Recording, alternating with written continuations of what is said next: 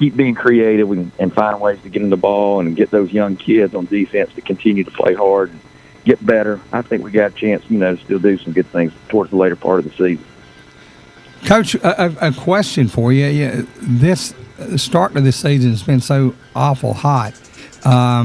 And, of course, our game today has been moved from 4 o'clock on Saturday to 6 o'clock, and we're looking at a heat index at kickoff of 6 of 107. How has that changed your preparation for the ball games and then the ball game itself?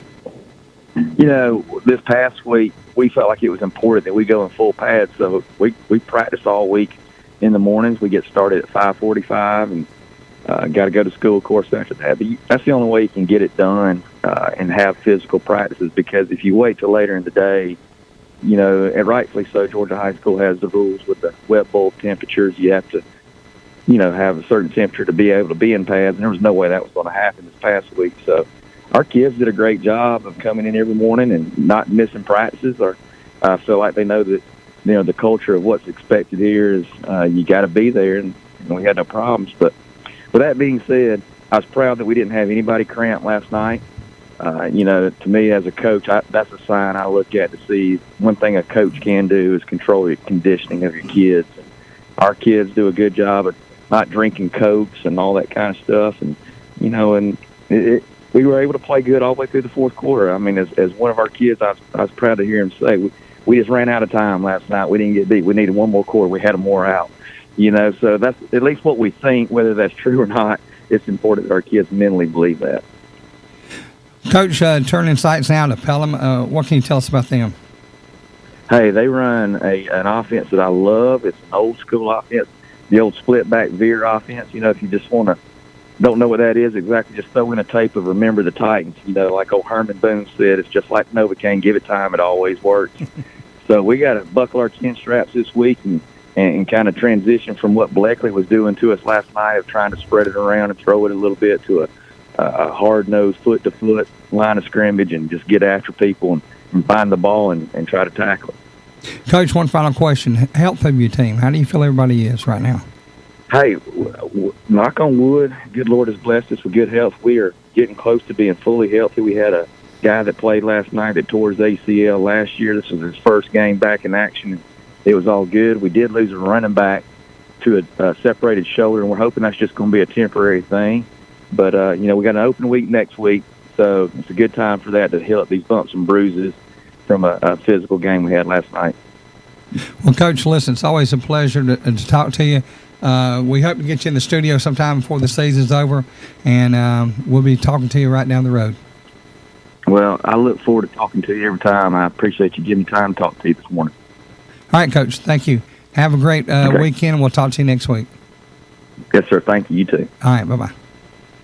I tell you, Coach Stowe took over that program. I guess this is year number 4, I believe it is. But, man, what a great job this guy has done. And you better pack your lunch if you're going to play Wilcox County. Yes, sir. Yes, sir. And he talks about that, like in that offense, that tells him right there he's an old school coach, likes physicality. That's good. I like the fact that that his team's showing up 5:30 in the morning. You got 15-year-olds that are coming in, the commitment they have. That tells you a lot about the buy-in, the culture he is selling to those kids. Are buying into it. That's a good thing. And I tell you what, the fact that they didn't get cramps last night with the heat and humidity that we have, that's amazing. That is amazing. Looking at Wilcox County's schedule, coming up, of course they had Blakely County last night. They got Pelham next week, which is a heck of a football team. They've changed coaches a couple times this year. Last few years it's kind of put them behind the 8 ball just a little bit. But Blakely opened with Lamar County. It's pretty darn good. They got Pelham next week. Got Tift Area Academy, which is going to be a different type of challenge for them. But I tell you, they play a very good brand of football. After this commercial, in a couple minutes, we'll be talking to Coach Lee Homskis of Lincoln County. Lincoln County Red Devils. Of course, Coach Homskis became a regular with us over the last several years. He was at Vidalia for a number of years, and we got a chance to meet him when he was the head coach. They built the new stadium and all over at Vidalia, and I tell you what a beautiful place, and he has done a great job wherever he's been. You know, I was looking at something yesterday somebody sent me, and since 1970, Bruce, since 1970, in the whole state of Georgia, guess who has the most wins in the whole state of Georgia? Lincoln County. Lincoln County. Yep. Absolutely. Yep. And that they'll be good for years to come. I mean, they just know how to play ball, and right there in that little neck of woods up there on the state line, there's nothing else to do. Right. And I tell you what, that back in the day, you know, the single A, we talked about single A or 5A, whatever. But I don't care what school you put against them, at single A, they will give you some fits. Absolutely. Of course, remind you, at the conclusion of the Fast 3 Hours in radio, the Steakhouse Restaurant Saturday Morning Quarterback Show, head on out to the Steakhouse, get you a great meal, and get relaxed and ready to go this afternoon as the Hawkinsville Red Devils on the road at Rutland tonight, kickoff 6 o'clock. We'll take a break. You'll listen to the Steakhouse Restaurant Saturday Morning Quarterback Show right here on the XL Sports Network. The Steakhouse Restaurant in Hawkinsville is the perfect spot for you to get some comfort food, some great Southern cooking. Lewis Fowler and his staff prepare a lunch buffet 7 days a week, along with a special Thursday night buffet with fish and shrimp and the Super Sunday buffet after church. Let the Steakhouse Restaurant cater your next event, whether it's on location or with the in-house banquet facilities. As you're driving along the 341 bypass and smell the fried chicken, stop and eat a great meal at the Steakhouse Restaurant in Hawkinsville.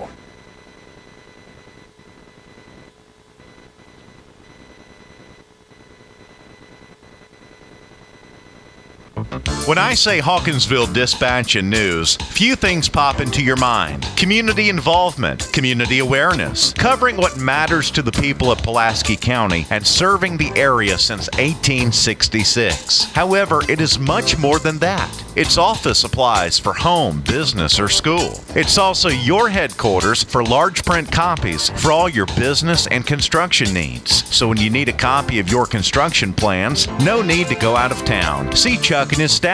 You may call today, 783-1291, or see them at 329 Commerce Street, Hawkinsville. Hawkinsville Dispatch and News, serving the finest people in the world since 1866.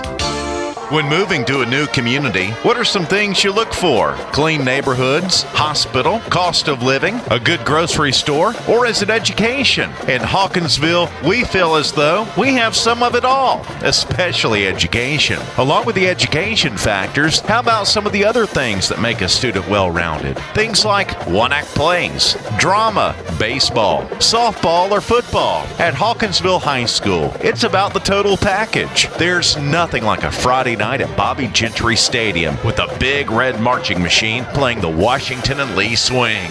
Go Red Devils! I walk the mean streets of Atlanta in a police uniform. That gives me an important perspective most lawyers can't give you. If you find yourself in a tough situation leading to an arrest, remember, your best bet for a good defense is to remain completely respectful but quiet. I can't stress that enough. And call me as soon as you possibly can.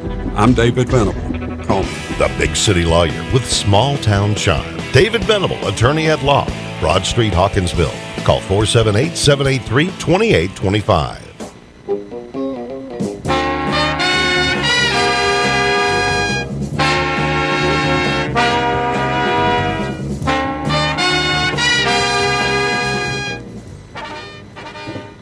Welcome back into the Steakhouse Restaurant Saturday Morning Quarterback Show as we continue. We just got through with talking with Coach Rob Stowe. We're going to go to Chuck with some scores from around the state, and then we'll go to our next interview. All right, Bruce, thank you. Looking at some of the private school scores, Westfield and Stratford played last night. Stratford on top of that, 35-13. Fulton lost to Memorial Day, 14-0. And in the public schools, we'll start at the top. Appleton County beat Aiken, South Carolina, 54-13. Bacon County over Stephen County, 30-7. Baldwin over Putnam County, 33-13. I think that's probably a rivalry up there. We just talked about Blakely County, 34. Wilcox County, 20. Lesser Trinity, 46. Eagles Landing Christian, nothing. Man, Eagles Landing Christian is falling off, hasn't it? Braswell Institute 26-13 over Liberty County. Brunswick over Camden County 21-17. Buford 10, and Mallard Creek, North Carolina 7. Back to the phone line. We've gone on line with us now this morning, Rutland head coach Anthony Williams. Good morning, Coach. Hey, how's it going? Good. Glad to have you with us, Coach. First time on the air with us. What we kind of do on the first visit in, we want to know a little bit about Coach Anthony Williams, where you went to high school, played ball, then college, and then what made you make your way to Rutland. Yes, sir. 1993, graduate of Mitchell Baker High School. Played for Coach Jack Johnson there. Was on 2 state championships with him in 89 and 92. After leaving there, went on to Georgia Southern University, where I played for three head coaches, actually. Played for Tim Stowers, Frank Elwood, and got a chance to play with Paul Johnson before he left to go to Georgia Tech. 2 SoCon championships with them. After leaving there, I got my first shot as a coach at Southeast Bullock High School in 2000. Did 6 years there. First 2 years as a defensive line coach. The last 4 I was a defensive coordinator there. After leaving Southeast, I went to West Lawrence High School and was a defensive coordinator there with Coach John Pate. Left there, and Coach Eric Parker hired me on his staff at Burke County. I did 4 years as a D-line coach, and then wound up, he saw enough in me, promoted me to be his defense coordinator. I was there from 2009 to 2014.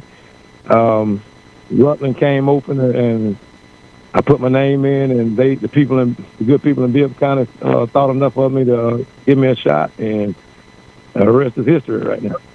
Coach, I tell you what, Eric Parker doesn't hurt your resume one bit. Coach Parker has been on with us many times over the years, very close friend of the program, and I tell you, what a class act. I hated that he retired last year. I was hoping to hear him again for another few more years. Yeah, me too, man. He had that episode late in the season last year, and kind of. He had been flirting with retiring, and that episode kind of forced his hand, and he got out. But like you said, man, great guy, great person. He's almost like an uncle to me.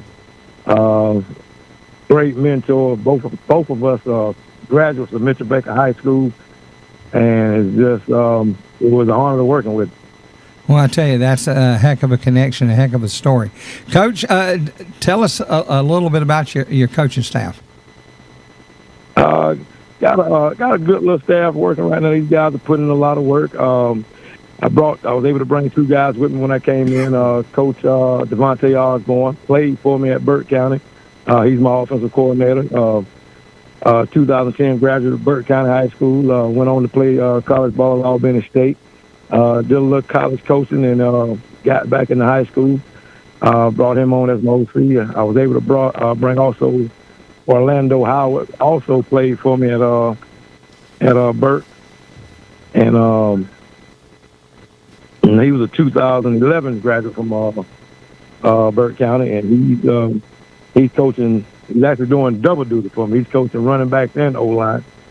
Was able to maintain a couple of guys on that was on the previous staff. Coach Antoine Tuma, I promoted him to my assistant head coach. He's my receivers coach.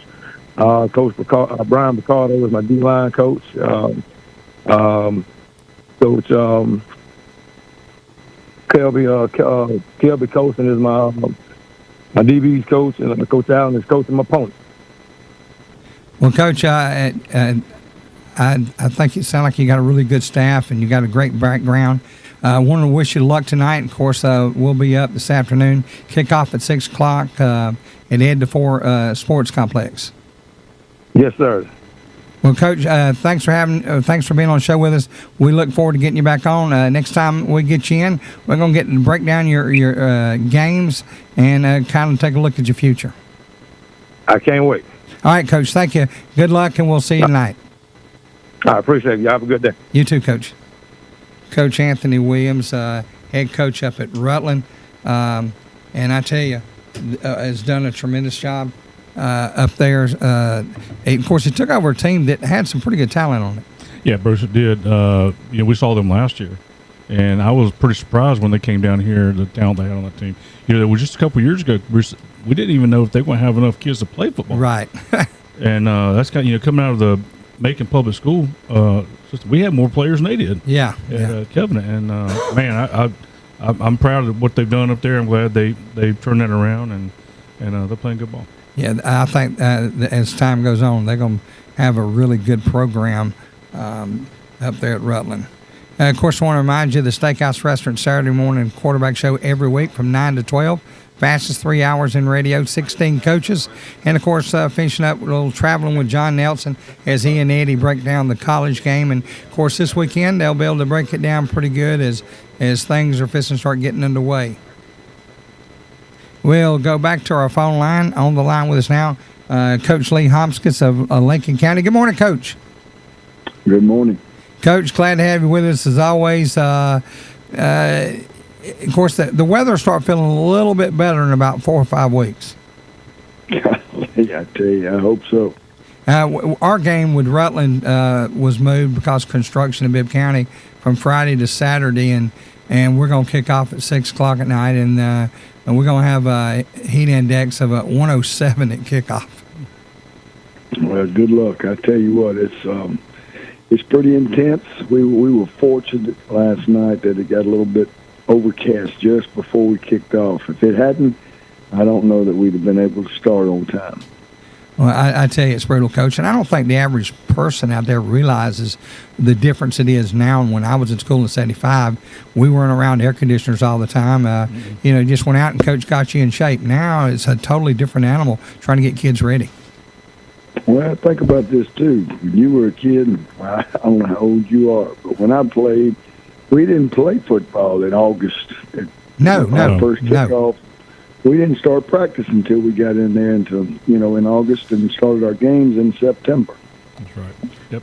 Well, Coach, I'm not a young fella. I've had my 64th birthday. Well, good for you. We're not sure about 65 yet. Well, I'm pulling for you, man. Yeah, we are. Coach, tell us a little bit about your game last night with McCormick. Well, McCormick was a little outmanned. We were a little bit better than they were last night, and they seemed to be pretty young. But our kids were able to play well enough to get us a win and get back to 1-1. Coach, of course, next week things will change a little bit. Y'all be on the road at ECI, and of course, ECI Coach Kirsten over there, they have a heck of a program, and I tell you, that can be a very tough place to go to. Yes, it can. I've played there several times while I was in Vidalia, and Chris does an incredible job. They're very disciplined. They execute, and they do what they do very well. They've run the wing tee for a long time, and just an excellent ball program. And I'm looking forward to the opportunity, but we're going to have our hands full. They are good, and we are struggling at this point to be good. Well, Coach, tell us a little bit about your coaching staff. I know from year to year things change, and I know we've had several changes here in Hawkinsville. Any changes on your staff? Yeah, we had our last year's offensive coordinator moved on to Burke County, Sonny Spurlock. I just couldn't compete with the money, and he's an outstanding football coach and even better person. We miss him, and we're trying to fill that void now. And didn't have any other changes on my staff, but Doug Huff is my defensive coordinator, and just a hard-working, thorough coordinator. But he's also a great man, and he loves kids, and spends most of his time pouring into them, trying to make them better. We're so fortunate to have him on our staff and his entire family as well. We're talking with Coach Lee Homskis, head coach of the Lincoln County Red Devils. Winners over McCormick last night, 48-6. Next week on the road at ECI. Coach, as always, is great to talk to you. Have a great weekend, and we'll hope you'll take our call again in a few weeks. Absolutely. Thank you guys for what you do for high school football. Thanks, Coach. All right. Coach Lee Homskis, Red Devils of Lincoln County, and I've been talking to this man on the radio for years, and I'm going to tell you, a very classy act. He has been more than fair to us, and we appreciate him. And I tell you, there's some great coaches out there. Yeah, there is. Coach or Bruce, he was talking about, being out there in the heat and everything, and you brought that up about, he's right. We didn't usually play football until after Labor Day. And when I was growing up, we didn't have air conditioning in my house. My parents didn't get air conditioning in my house, so I was in the military. I came home to visit. I'm like, what is this? I think when I was in school back in the mid-'70s, wasn't even air conditioning. Well, they had Adobe houses too. You didn't have windows; just had openings. Of course, we grew up outside. There was 11 kids in my family. When the sun comes up, and we didn't have to be at school or somewhere else, Mama said out the house, and she locked the door, and we didn't get in till the sun went down. We were throwing hay back in those days. 60 pounds square bales of hay. Holy cow! You talking about in shape, man? Whew. Yeah, better weightlifting. But it is totally different. We're going to take a break. You're listening to the Steakhouse Restaurant Saturday Morning Quarterback Show right here on the XL Sports Network. The Steakhouse Restaurant in Hawkinsville is the perfect spot for you to get some comfort food, some great Southern cooking. Lewis Fowler and his staff prepare a lunch buffet 7 days a week, along with a special Thursday night buffet with fish and shrimp and the Super Sunday buffet after church. Let the Steakhouse Restaurant cater your next event, whether it's on location or with the in-house banquet facilities. As you're driving along the 341 bypass and smell the fried chicken, stop and eat a great meal at the Steakhouse Restaurant in Hawkinsville. For all your tax needs and IRS e-file in Middle Georgia, it's Lester's Income Tax Service at 99 Commerce Street, Hawkinsville. Call 478-783-1650. Best of luck, Red Devils. If it's great outdoors is your thing, remember Harris Country Meats. Harris has hunting supplies, fishing, bait and tackle, and a complete garden center. You can also grab a snack for your outing at Harris Country Meats and Grocery, family owned and operated since 1943. You can call them at 478-783-3276, or you can see them at 66 Cochran Highway, Hawkinsville. Harris Country Meats and Grocery. Proud Solo supporters Food of all Mart Red is a Devil great Athletics. place for snacks, cold drinks, and great Hunt Brothers Pizza. Then there's gas with easy in and out on the corner of Dooley and Commerce Streets across from the post office.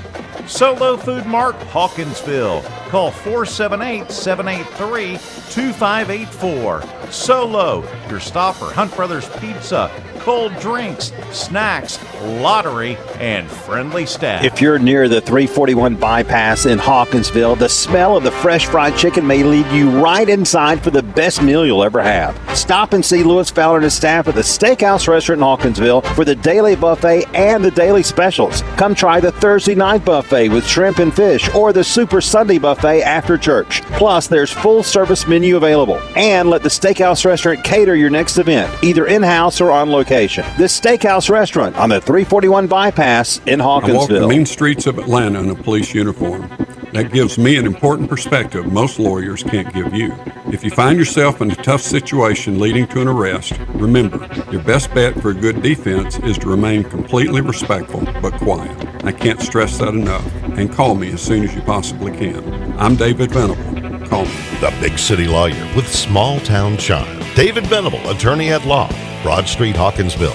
Call 478-783-2825.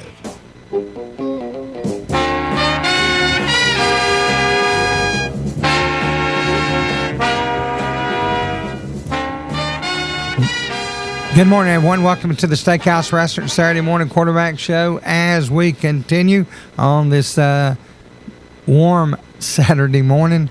Chuck, the stories of heat everywhere you go. I mean, the heat has been awful across the country, and it's settled down over us. Now, next week, it's supposed to be totally different. Yeah. We're supposed to be getting some highs in the middle 80s, and their early estimate is one night at 65, one night maybe at 63. Wow. Maybe my pool water will cool down. It's like 90 degrees. But this is just tricking us.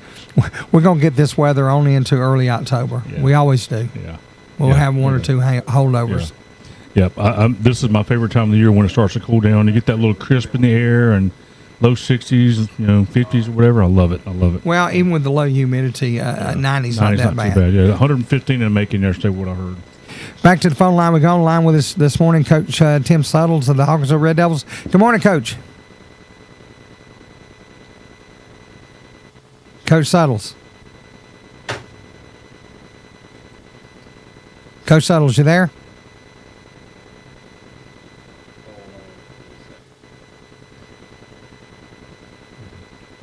Hold on 1 second. Technical difficulties.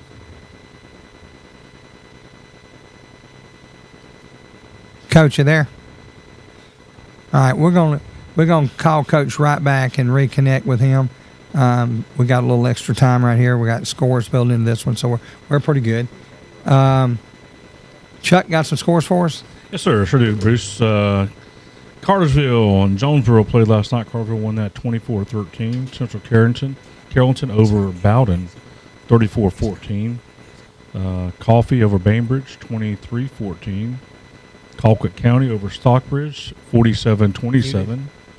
Dodge County over West Lawrence, 20-10.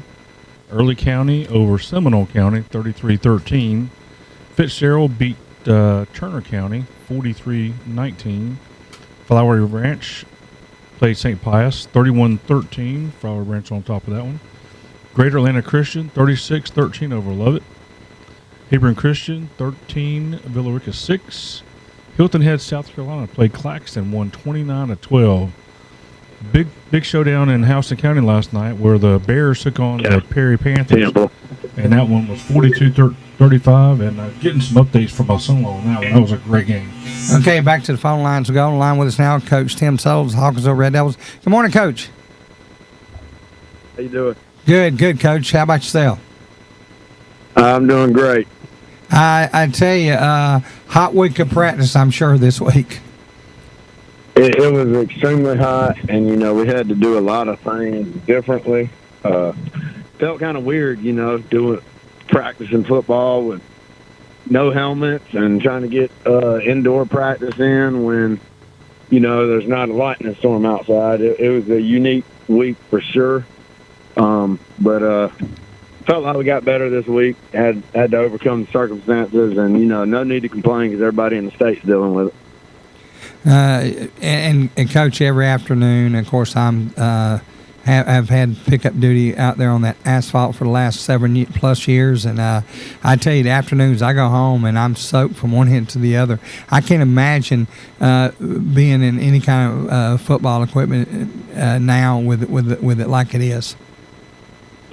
Yeah, you're right, and we've really tried to focus on nutrition this week. Every single day this week, we've tried to give some extra food or do something extra to get our kids to put something in their body.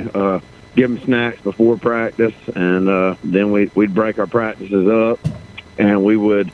When we were watching film halfway through practice, they'd get another snack and a drink, a Gatorade or a water, and then after practice they were getting something. So we tried to do every single thing we could that we could think of to, be prepared for what we got coming today.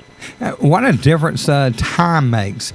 I was in high school from 75 through the 77 football season. Back then we ate handfuls of salt tablets, and our drink of choice at halftime was 6.5-ounce Cokes. Well, a lot of schools still give the visiting team a cooler of sodas in the locker room, but typically those often make it back to the coach's office. But yeah, it is so different. But the salt intake still is key. When you get mine and your age, you're trying not to have salt intake. But one morning this week we gave them grits, and we had 4 different flavors of salt for them to add on the grits. But hey, I'm kind of jealous of these kids. They're getting cheese grits, protein bars, and so forth. And I just remember, getting out of school and putting it on, and nobody was thinking about nutrition and so forth. But That's right. But realistically, also, back when I was playing and you were playing, we hadn't even really kicked off the first game yet. Everything's been pushed up so far that this is really, we've already played 2 scrimmage games and a season opener, and 25 years ago for me, we were getting ready to play our season opener probably about this time. So Was he listening to our last conversation? So that's a lot different. Coach, I got to tell you, I really appreciate the fact you think we're that close in age. I probably owe you lunch for that y'all one. Y'all might have kicked off about Thanksgiving weekend or something. But we were playing around Labor Day. Holy cow. My last football season was last ball game was November the 7th, 1977. Well, I was 7 years. I was 7 years out from being born. Oh my goodness! Oh, absolutely. Well, Coach, eventually you'll grow up too. Coach, any injuries to speak of coming out of last week?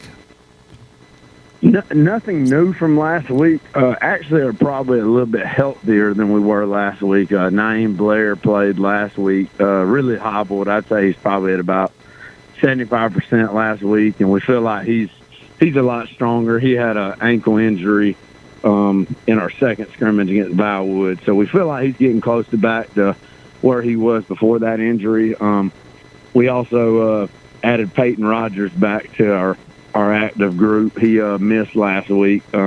He played center for us the first two scrimmage games, and had a little knee injury, and he's back in pads. He got a few reps in the JV game Thursday. We really were glad we had Amari Hunt back for a couple days, but we kind of decided he needs to hit the brakes because he isn't ready to go. So we're not quite ready to get him back. We look forward to when we do get him back, and he's getting closer and closer, but just not yet. He had in that first game against Bleckley, the scrimmage game, he got tackled from behind and kind of got folded up funny, and just a lower leg injury that just keeps causing him some pain and discomfort. So hopefully he won't be far out, but we may be, other than when we first kicked it off, we may be as healthy as we've been since the first kickoff. We're talking with Coach Tim Suttles of the Hawkinsville Red Devils tonight, 6 o'clock kickoff at Rutland. Coach, I'll be there. The question is if I'm going to be able to get on there. I've been calling up there all week because I know late in the season last year they didn't allow a broadcaster up. And I still, as of this morning, have not got an answer one way or the other. And I've made probably 12 to 15 attempts, left messages, emails, and calls and texts. And still nothing. I'm going to go up and take my equipment. I'll at least be there to do updates and an article for the paper next week. But I'll see you up there at Rutland tonight. All right, sounds great. I'm looking forward to it, Bruce. All right, Coach. Thanks. Have a great weekend, and we'll see you tonight. Thank you. You too. All right. Coach Tim Suttles of the Hawkinsville Red Devils. Odd situation. Still don't know if I'm going to be on there. I've never been in this situation. Never.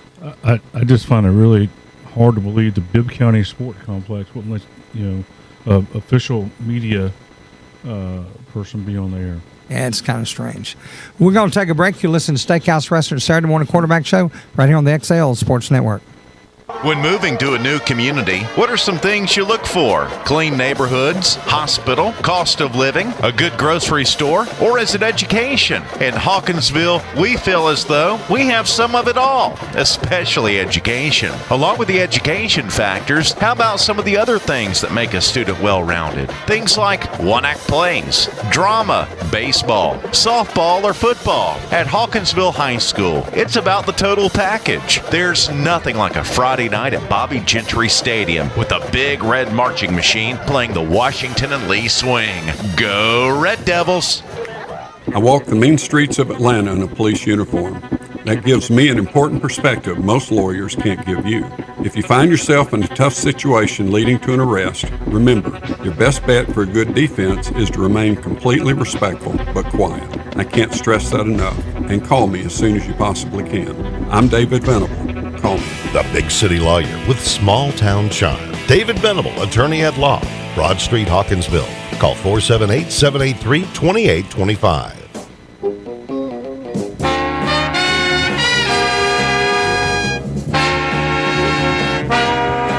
all your tax needs and IRS e-file in Middle Georgia, it's Lester's Income Tax Service at 99 Commerce Street, Hawkinsville. Call 478-783-1650. Best of luck, Red Devils. If it's great outdoors is your thing, remember Harris Country Meats. Harris has hunting supplies, fishing, bait and tackle, and a complete garden center.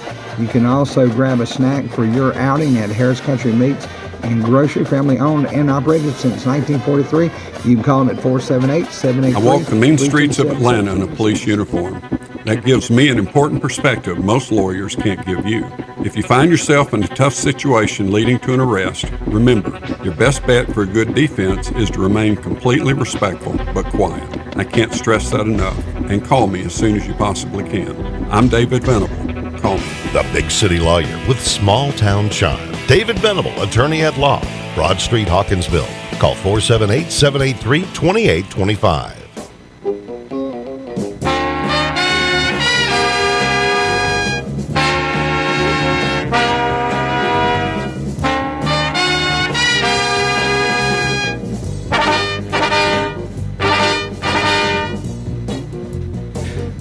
Welcome back into the Steakhouse Restaurant Saturday Morning Quarterback Show as we continue on this Saturday morning.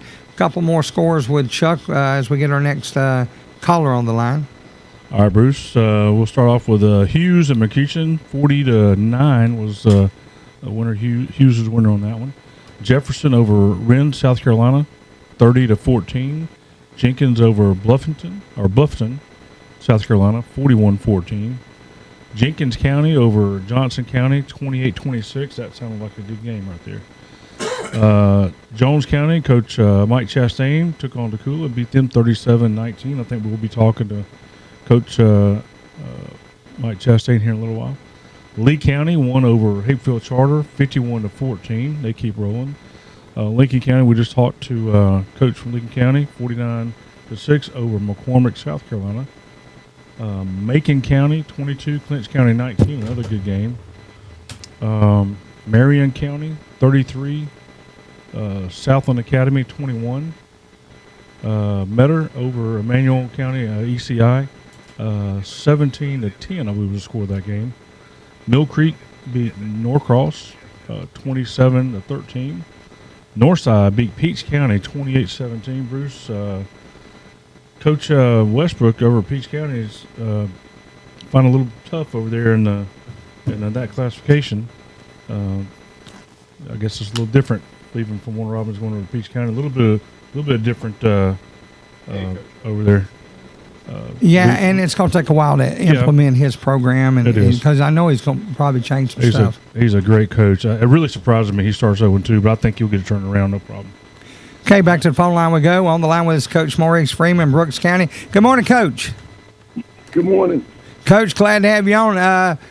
My partner, Eddie, who's been with me the last several years, asked me last weekend if I could get you on the air with us. He said he loves listening to you, and I said, well, I think we can work that out. I believe Coach will give us a few minutes. Yeah, I will. Coach, glad to have you with us. Last night on the road at Wayne County, what can you tell us? Wayne County has a pretty daggone good football team. He has made a tremendous turnaround with that program over there. They've got a great running back.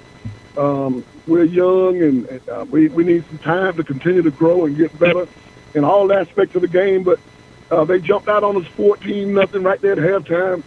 But the good thing about it, not another point was scored in the second half. I think we kind of settled down a little bit.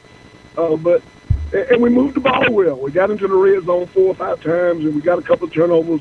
We did not capitalize on those, so I'm a little disappointed in that. But, they're the growing pains that we know that we have to go through. All of these teams we beat last year, the Bainbridge, the Wayne County, the Thomasville, but we're a little young. We got 6 seniors. And that's a tough pill to swallow. But, hey, we're going to get better as time goes on, and we're going to take our lumps. But if we can continue to improve from the Thomasville game to the Wayne County game, if we can continue to improve like that, then I think we're going to be okay.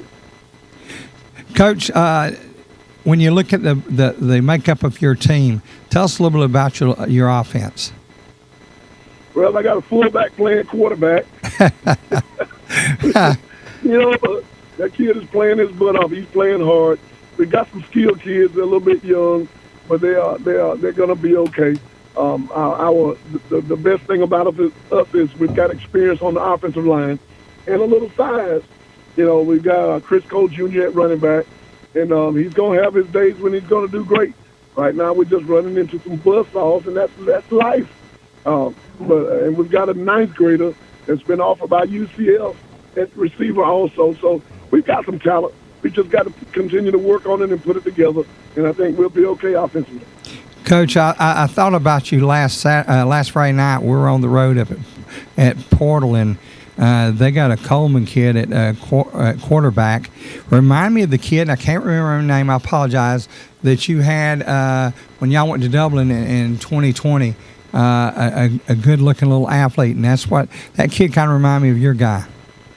Yeah, Jamal Sanders. He's at Fort Valley playing running back and slot receiver now. Wow, man, that was impressive night. Me and my son and his my little grandson, we went over and watched that night, and we were highly impressed with the skill of your offense. Well, we've had some very, very talented teams. We expect this team to show us the same thing eventually, and if we can just continue to be patient, we'll be okay. We've been talking to Coach Maurice Freeman of Brooks County. Next week, we'll take on Cook. Coach, it's always a pleasure to have you on. Have a great weekend. We'll get you on again in a few weeks. Thank you. Back to the drawing board. Thanks, Coach. All right. Take care. All right.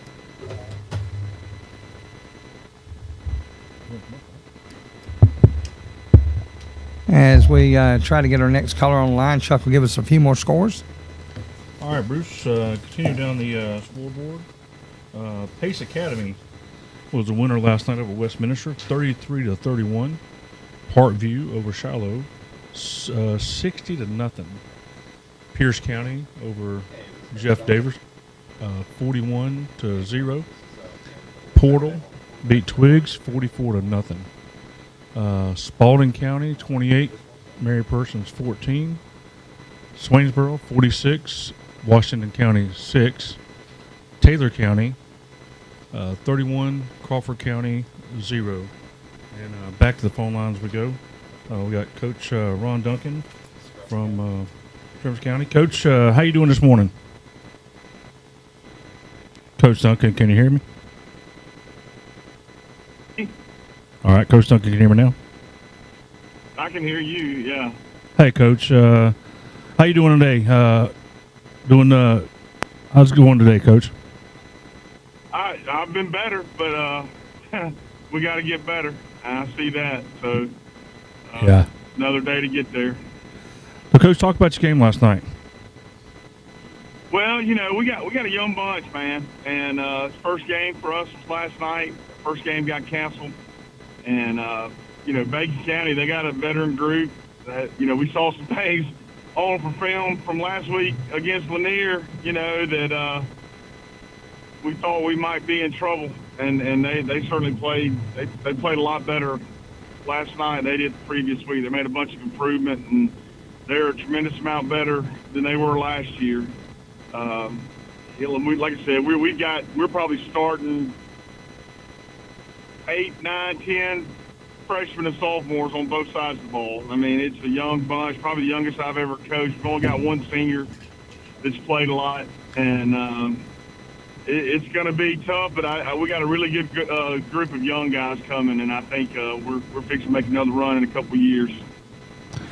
Coach, I tell you, having a young team like that, it's actually kind of encouraging. I know when you're going through those pains, those growing pains, and Coach, I've been there as a coach. I was there as a player, having a young team, playing on a young team, and then seeing them after I left, win a state championship because they just grew up, and then also coaching, having a team that were basically all freshmen and sophomores and getting their light speed out. But those kids stay with the program, and they buy into your culture, and then you get to enjoy the fruits of that labor later on. And it sounds like that your kids keep buying into that culture you got, Coach, that it will turn around. Well, this young bunch we got is probably one of this freshman group is probably the second best group we've had come through here since I've been here in 12 years. And they're not only good athletes, but they've got character. And, there's years, if you're in coaching long enough and you know this, there's years where you don't have the best character, and you've got to unfortunately, you got to get rid of some kids and keep your program stable. And we've had to do that, and we're going to do it again. It's part of it. And I want to give kids opportunities. That's what I believe in.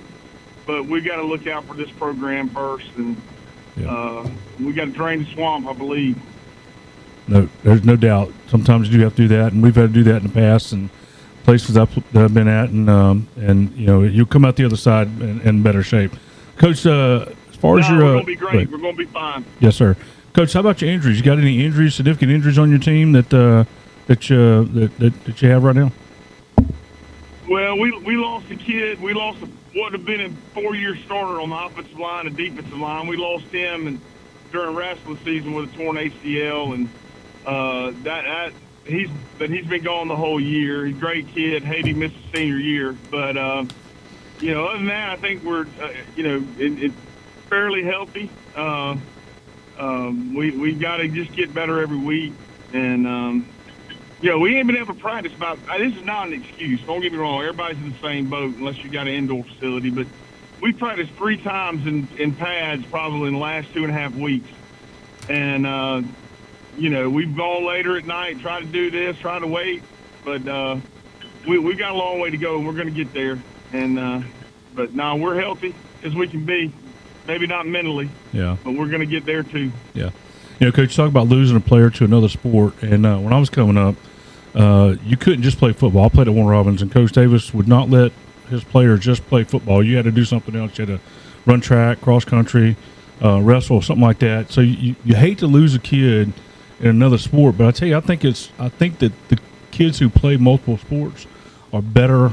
Their character, I think, is a lot better a lot of times, and their condition, mental and physical condition, better. Especially come out of wrestling. That's a great sport for a kid to play in the off season for football. There's nothing better. And I played baseball and football in high school. And, when you're at bat and you got a 3-2 count, that tells you a lot about yourself. Down a run, runner on second. You learn a lot from every sport, and they all translate to each other. I tell our kids, I want you to do it all. And you play football, play basketball, play baseball, run track, do whatever you can do. Wrestle. We got a good wrestling coach. He coaches defensive ends, former Griffin Green. And, it just is what it is. We got to get those kids involved. Sometimes it happens, man, and there's nothing you can do about it. Yeah. Great kid. Hated for him, but hopefully he'll be back by wrestling. And we can get him at least have, some athletics his senior year. Well, Coach, thanks for being on the show, talking to Coach Ron Duncan. Coach, good luck going forward, and we'll talk to you next time. Thanks so much for your time. All right, man. Appreciate it. Thank y'all. See you. You listen to the Steakhouse Restaurant Saturday Morning Quarterback Show right here on the XL Sports Network. The Steakhouse Restaurant in Hawkinsville is the perfect spot for you to get some comfort food, some great Southern cooking. Lewis Fowler and his staff prepare a lunch buffet 7 days a week, along with a special Thursday night buffet with fish and shrimp and the Super Sunday buffet after church. Let the Steakhouse Restaurant cater your next event, whether it's on location or with the in-house banquet facilities. As you're driving along the 341 bypass and smell the fried chicken, stop and eat a great meal at the Steakhouse Restaurant in Hawkinsville. I walk the main streets of Atlanta in a police uniform. That gives me an important perspective most lawyers can't give you. If you find yourself in a tough situation leading to an arrest, remember, your best bet for a good defense is to remain completely respectful but quiet. I can't stress that enough. And call me as soon as you possibly can. I'm David Venable. Call me. The big city lawyer with small town charm. David Venable, attorney at law. Broad Street, Hawkinsville.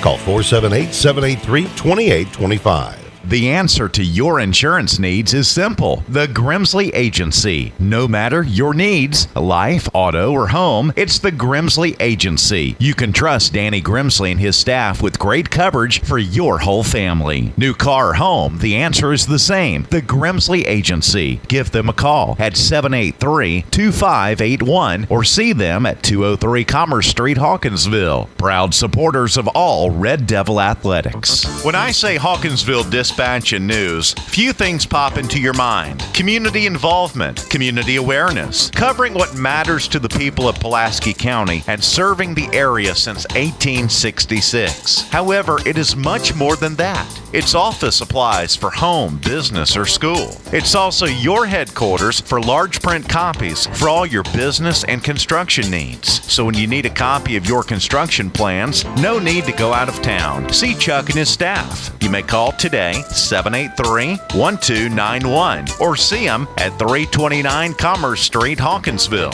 Hawkinsville Dispatch and News, serving the finest people in the world since 1866. Solo Food Mart is a great place for snacks, cold drinks, and great Hunt Brothers Pizza. Then there's gas with easy in and out on the corner of Dooley and Commerce Streets across from the post office.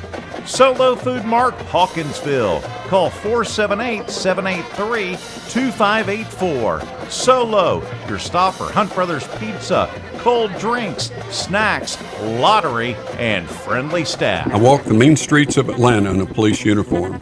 That gives me an important perspective most lawyers can't give you. If you find yourself in a tough situation leading to an arrest, remember, your best bet for a good defense is to remain completely respectful but quiet. I can't stress that enough. And call me as soon as you possibly can. I'm David Venable. Call me. The big city lawyer with small town charm. David Venable, attorney at law. Broad Street, Hawkinsville. Call 478-783-2825.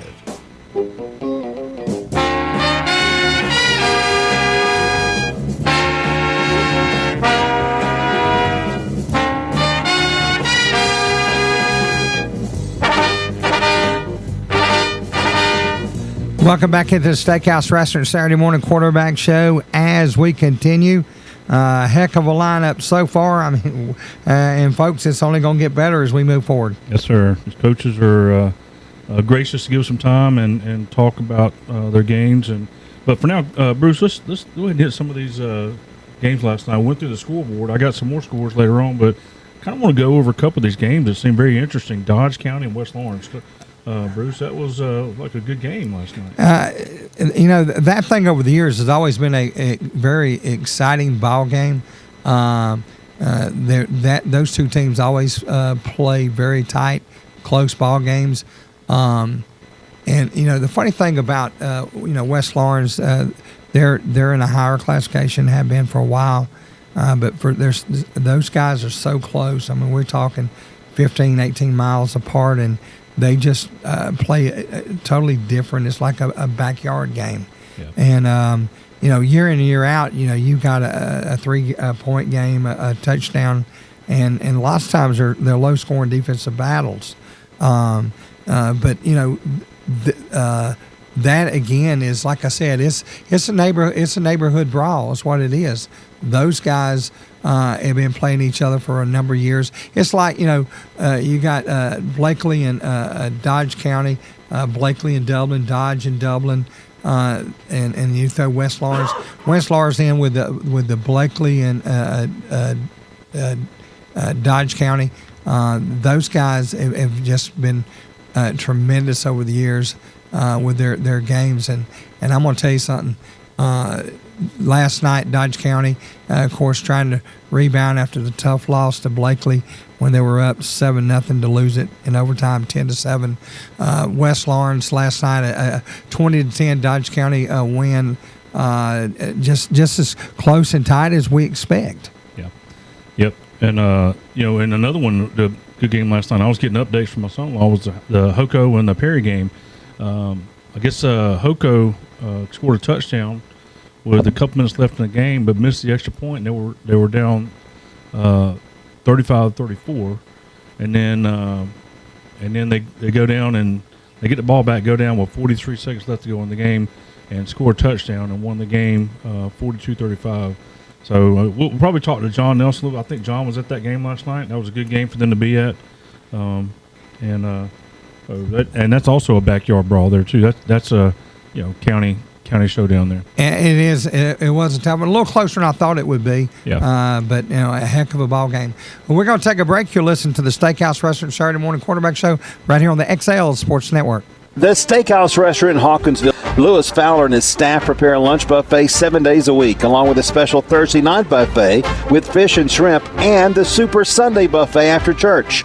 Let the Steakhouse Restaurant cater your next event, whether it's on location or with the in-house banquet facilities. As you're driving along the 341 bypass and smell the fried chicken, stop and eat a great meal at the Steakhouse Restaurant in Hawkinsville. When I say Hawkinsville Dispatch and News, few things pop into your mind. Community involvement, community awareness, covering what matters to the people of Pulaski County and serving the area since 1866. However, it is much more than that. It's office supplies for home, business, or school. It's also your headquarters for large print copies for all your business and construction needs. Call today, 783-1291, or see them at 329 Commerce Street, Hawkinsville. Hawkinsville Dispatch and News, serving the finest people in the world since 1866.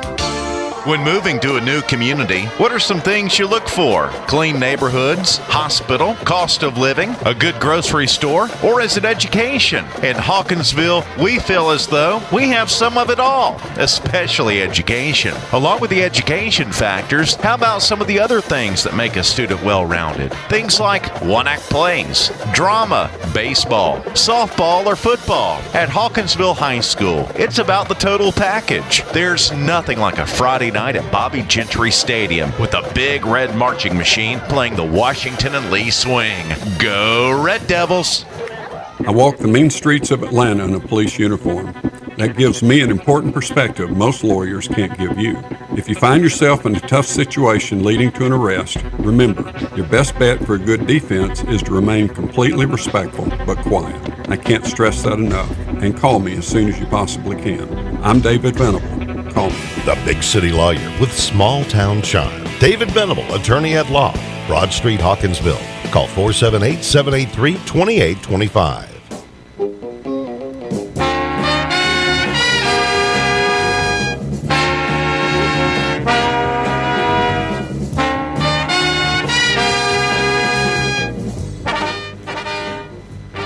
You're listening to the Saturday Morning Quarterback Show on the XL Sports Network.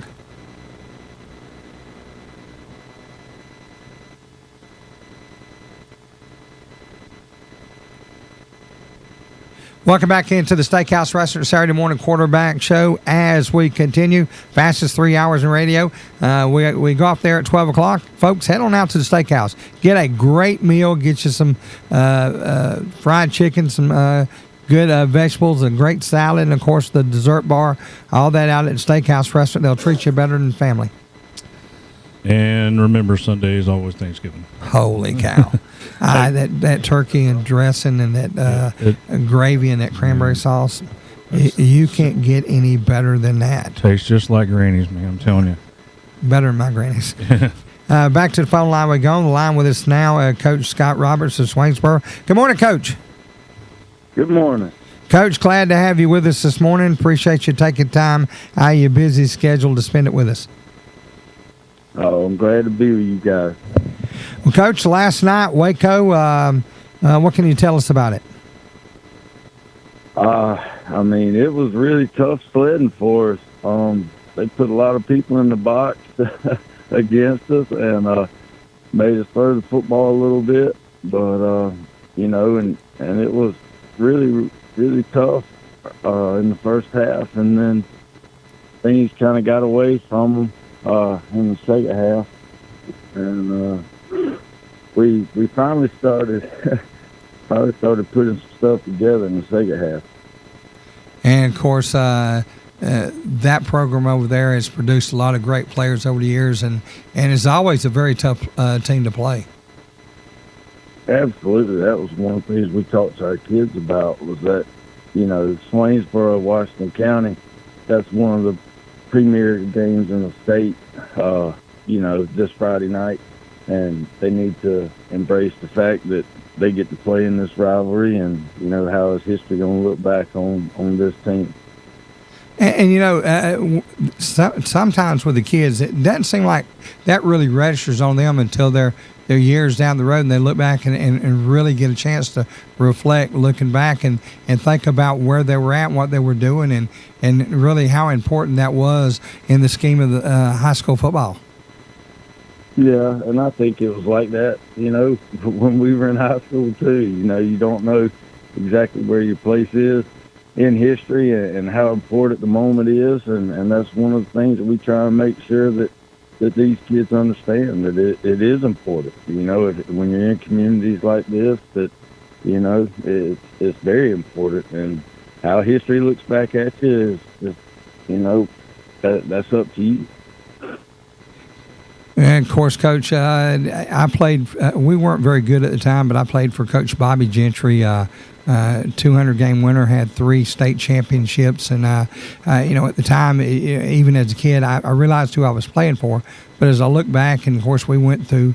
I went through the integration time, and we combined the 2 schools, and we went from the smallest classification to the next to highest classification almost overnight. Yeah. Yeah, that's a big jump right there.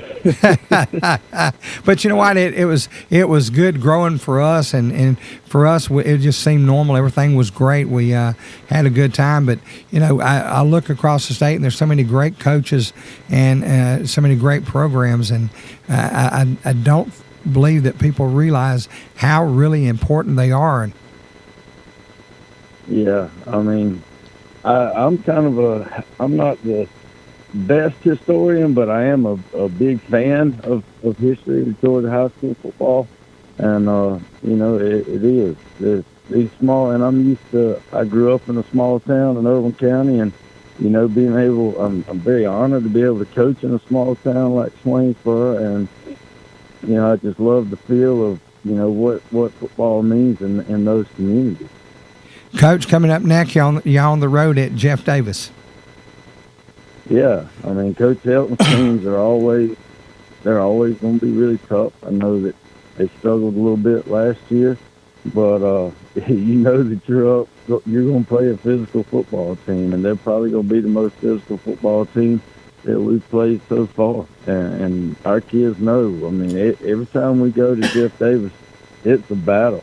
And 2 years ago we went down there, and and that ended up being for our region championship at the time, but we're in different classifications now. But I know that he does a great job, always has, and you know that you're in for a physical battle when you play him. Coach Scott Roberts, head coach of Swainsboro Winners over Waco last night, 46-6. Next week on the road at Jeff Davis.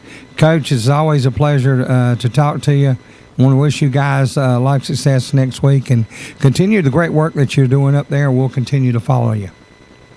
God, thank you very much, and I appreciate what you guys do for high school football in Georgia. Thanks, Coach. We couldn't do it without y'all. All right. Have a great weekend. Coach Scott Roberts, and I'll tell you what a tremendous job he has done at Swainsboro. He's been there 9 seasons. He's 69-30. He's had 3 region championships.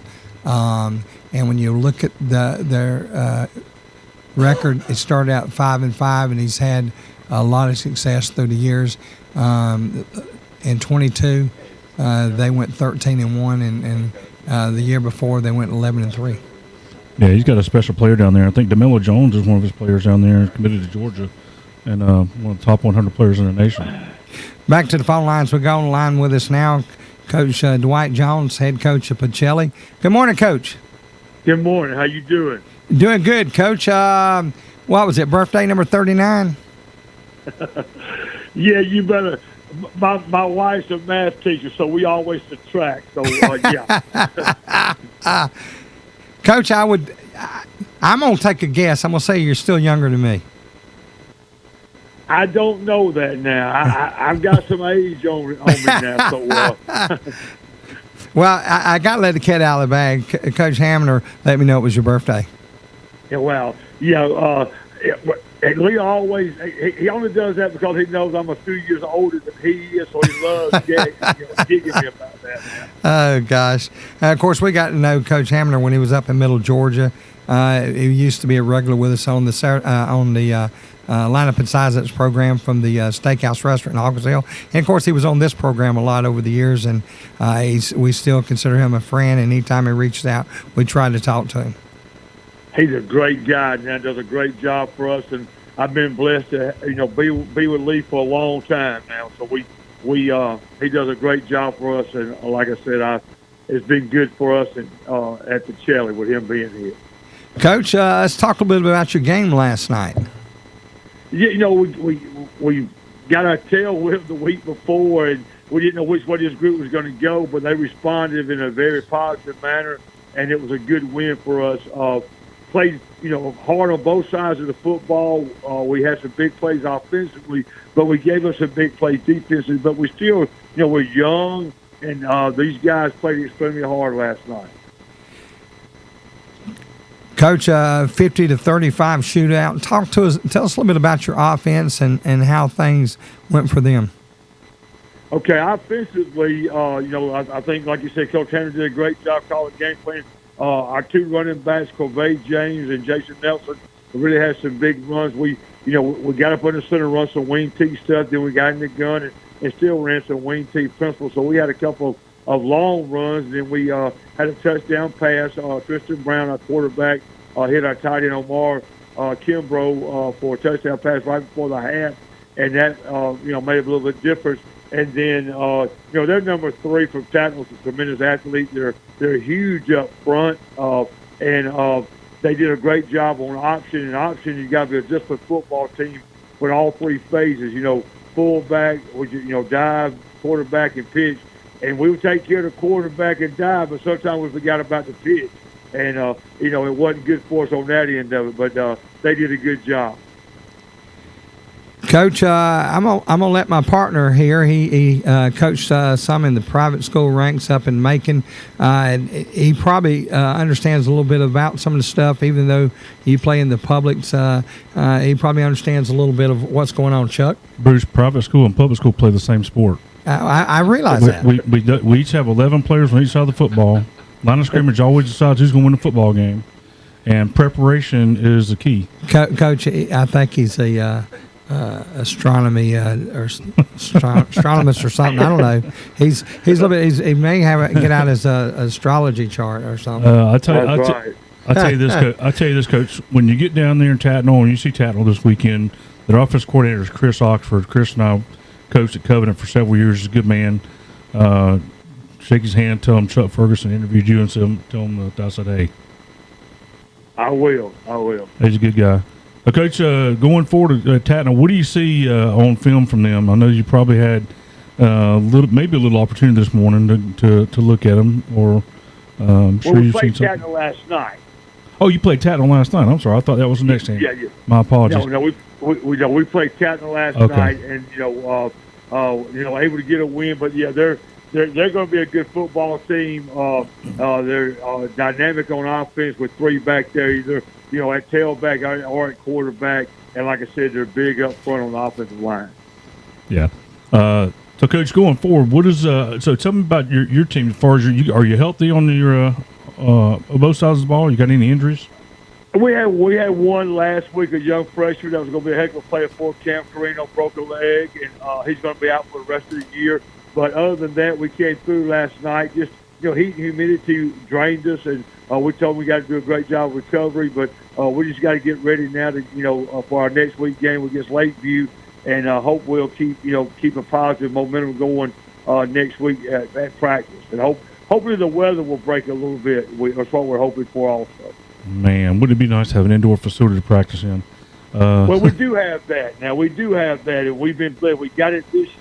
We actually went in August the 12th, and we went in, and it's been great for us. So we're one of maybe the few private schools around that has an indoor facility, but it's been awesome for us. And, we get a lot done. The only thing we can't do in there, we can't do our special teams in there because of the height of the ceiling, and we can't do any, a whole lot of pass scale in there. Wow, but that's great. Anything else, inside drill, out, anything we want to do, we can do it. and we put pads on and go play football now. So, Coach, going forward, Lakeview, what have you seen on them? I haven't watched film yet. I'm finishing up with a Tatner game right now and washing clothes in between, and then I will come back and trying to get our game uniforms ready again. But they'll be well coached. They'll be a good football team. Got to go to Gainesville. It'll be a long road trip for us. But, we just got to do what we do and take care of Pacelli. We always talk about, do the little things right. Don't beat yourself. Don't turn the ball over. Don't have stupid mistakes. And, it will be okay. But we'll have our hands full no matter who we play every Friday night. That's right. Coach Dwight Jones from Pacelli, Coach, we really appreciate you being with us today. Good luck going forward, and we look forward to talking to you again. Thank you very much. Y'all have a good day. Yes, sir. You too. And again, happy birthday. And happy birthday. So, Bruce, we're going to go through the scoreboard some more? Yeah, but I want to remind everybody, we will be on the air. I got a call. That's the reason I kind of bailed on you a couple segments back. My phone rang, and it was one of them calls that I felt I had to take. It was the athletic director up in Bibb County. He called me to verify that we're good to go. But up until then, there was no guarantee at that point whether we were going to be able to get in. It was Coach Kevin Grooms. He's the athletic director for all of Bibb County, and he apologized, but we will be on the air. Pre-game will start at 5:30, kickoff 6 o'clock, and of course it'll be right here on the river. I will be with some family this afternoon, so I won't be there, but I think I might turn my radio on and listen to you on the radio. So, going through the scoreboard, Spalding County played Mary Persons and won 28-14. Swainsboro over Washington County. We just talked to Swainsboro coach, 46-6. Taylor County over Crawford County, 31-0. Thomas County Central, 45 over Thomasville. 45-7. We'll be talking to Coach Rogers here in just a little bit. And I tell you what, he has done a heck of a job down there. And that was one of the jobs that, they've had some good coaches over the last several years, but that is a tough fan base. It's almost like Lowndes or Valdosta or Colquitt or one of them. Very tough, fan base. You could win 9 or 10 games. That's not good enough. Justin Rogers has done nothing but win everywhere he's been. Oh, absolutely. Everywhere he's been. He's a great coach. And we became, on the air friends with him when he was at Jones County, and he has continued to be with us, and we appreciate that. But he does a heck of a job down there. The program is great. Yep, sure is. Let's see. Thompson 46-7 over Jefferson County. Toombs County over Wheeler County 49-6. Veterans undefeated beat Griffin 35-0. Vidalia over Beach 61-0. Wayne County 14, Brooks County 0. Westlake 50, Crisp County 12, 50-12.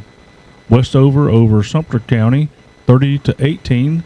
Westside Macon over Southwest. That's an eternal battle in Macon there, 35-28. That sounds like a good game there. You're going to have Coach Spoon against Joe Dupree.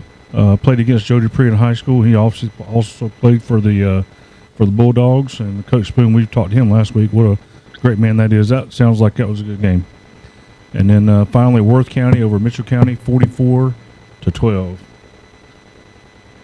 That's all the scores that we have for this. I can probably look at some more, Bruce, if we need to. Yeah, I think we're going to be okay on that. Again, we're here each week throughout the course of the season. Steakhouse Restaurant, Saturday morning quarterback show. Fastest 3 hours in radio. We take a spin around the state, get you caught up with interviews with the coaches involved in the games across the state of Georgia. And, of course, the last half hour is traveling with John Nelson.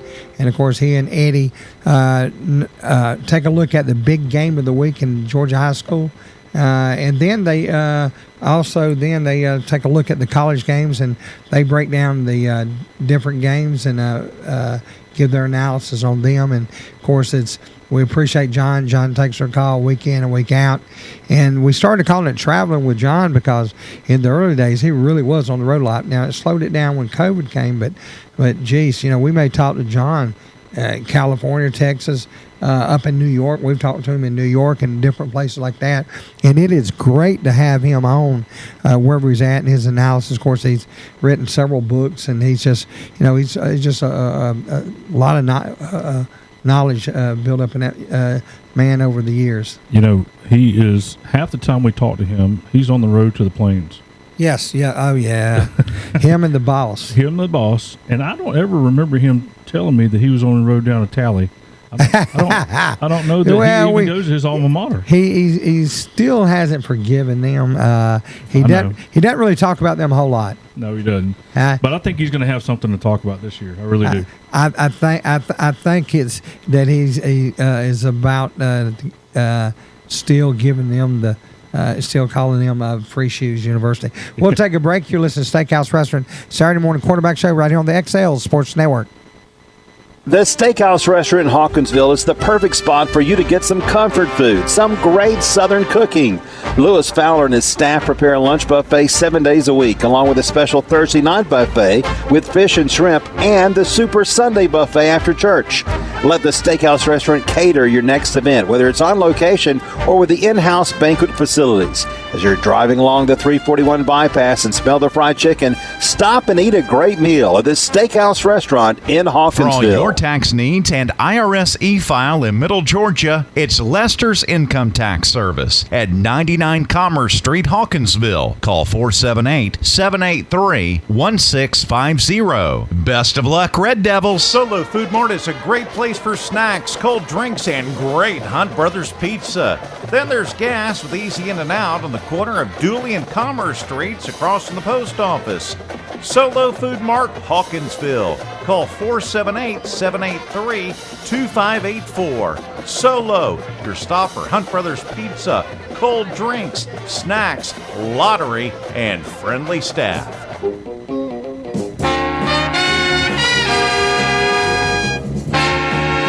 The Steakhouse Restaurant in Hawkinsville is the perfect spot for you to get some comfort food, some great Southern cooking.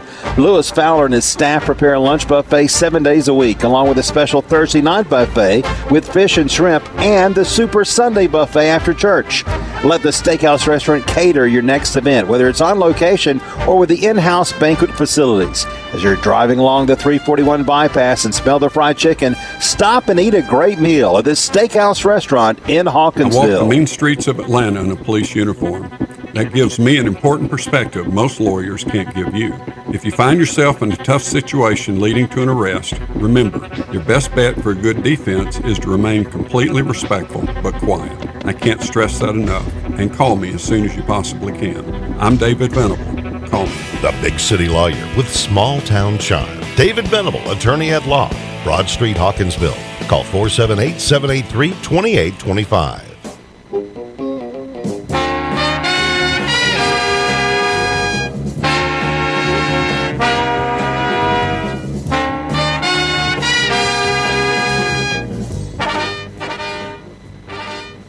Welcome back into the Steakhouse Restaurant Saturday morning quarterback show as we continue. Coming to you live from the Dave Venable Studios in downtown Hawkinsville. Bruce, Chuck, Ken over on the phone. Ken was just looking at me. I paused for a second, and I guess he thought something was wrong, maybe. Yeah, I didn't know what There's a lot of stuff wrong, trust me. Did I miss something? No, didn't miss anything. Hey, we were talking earlier in the show about Darryl Silas, and I'm like, why does that name sound familiar? Yeah. I played college football with him. We played. He wore number 19. That was my number, and I got there and I said, "Hey, can I have your number?" He said, "I'll sell it to you for $50." I said, "I ain't buying your number for $50." And I wore number 18. Bruce, I got a picture. I'll show you here in a minute. Yep, me and Darryl Silas on the same defensive backfield. Back to the phone lines. We go on the line with us now, Coach Tim Hardy of Greater Atlanta Christian. Good morning, Coach. Good morning. How are you guys doing today? Good, Coach. Glad to have you with us. Last night on the road at Lovett, Coach Mike Muschamp and company. Tell us a little bit about it, Coach. Yeah, I always have great respect for Coach Muschamp. He's an outstanding coach. We've enjoyed competing against each other for a while. It was a good night for us. We ended up with a strong win led by a really good offense. We ended up with 600 yards of offense. Quarterback Jack Stanton threw for 390, 197 of those to wide receiver Xavier Daisy, and then we had a running back, GL Tiberia, that ran for 170. So we bogged down a few times in the red zone and had some threes instead of sevens, but felt really good about the way we competed and how we were able to perform. So good win for the Spartans. Coach, tell us a little bit about your offense this year. That's one thing about high school ball. Kids come and go, and some develop, some don't, and then of course the injuries. So give us a breakdown of what your offense looks like. Yeah, here on the 26th of August, we're in good shape in that we've got a really good group of senior guys that are all back from last year. So again, sort of led by our quarterback, Jack Sanders, a senior returning starter. And then we've got a really good receiver, Xavier Daisy, who's, a definite, FBS prospect, and then a good running back. So, yeah, we're trying to be pretty diverse. We want to be balanced, both ability to throw the ball in and run it effectively. Got a good group. We're not the biggest up front, but the group's playing well together as a team. And you know how that is. Offensive line is as much about the total sum of those parts than the individual guys themselves. So they're working well together.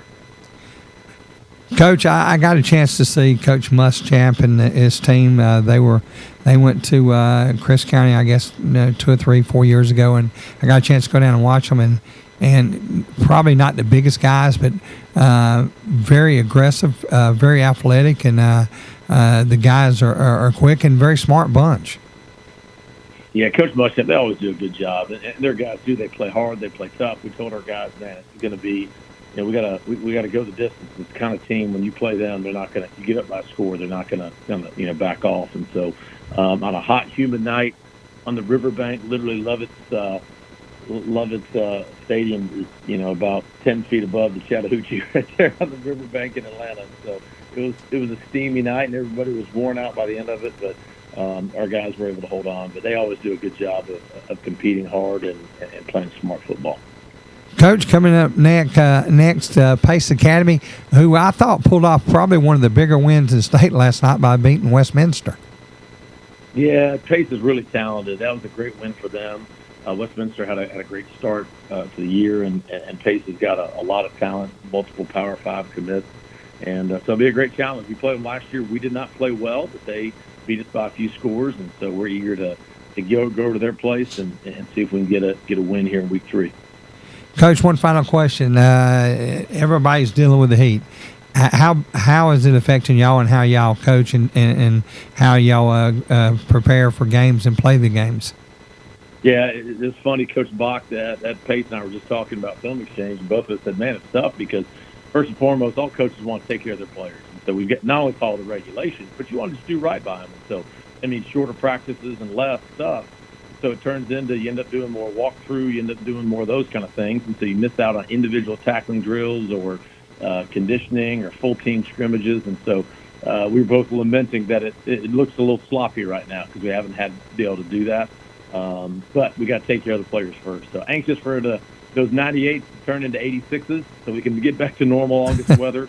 And hopefully turn out a better product. But thankful for our training staff, thankful for the leadership around the state that we're able to play, but do it in a smart way to keep these kids safe. Coach Tim Hardy, head coach of Greater Atlanta Christian, winners last night over Lovett, 38-13. Coach, it's always a pleasure to have you on. Appreciate you, and we look forward to getting you on again soon. Sounds great. Thank you, guys. All right, Coach. I tell you, Chuck, he runs a great program, and I think him and Lovett were done wrong when they did reclassification.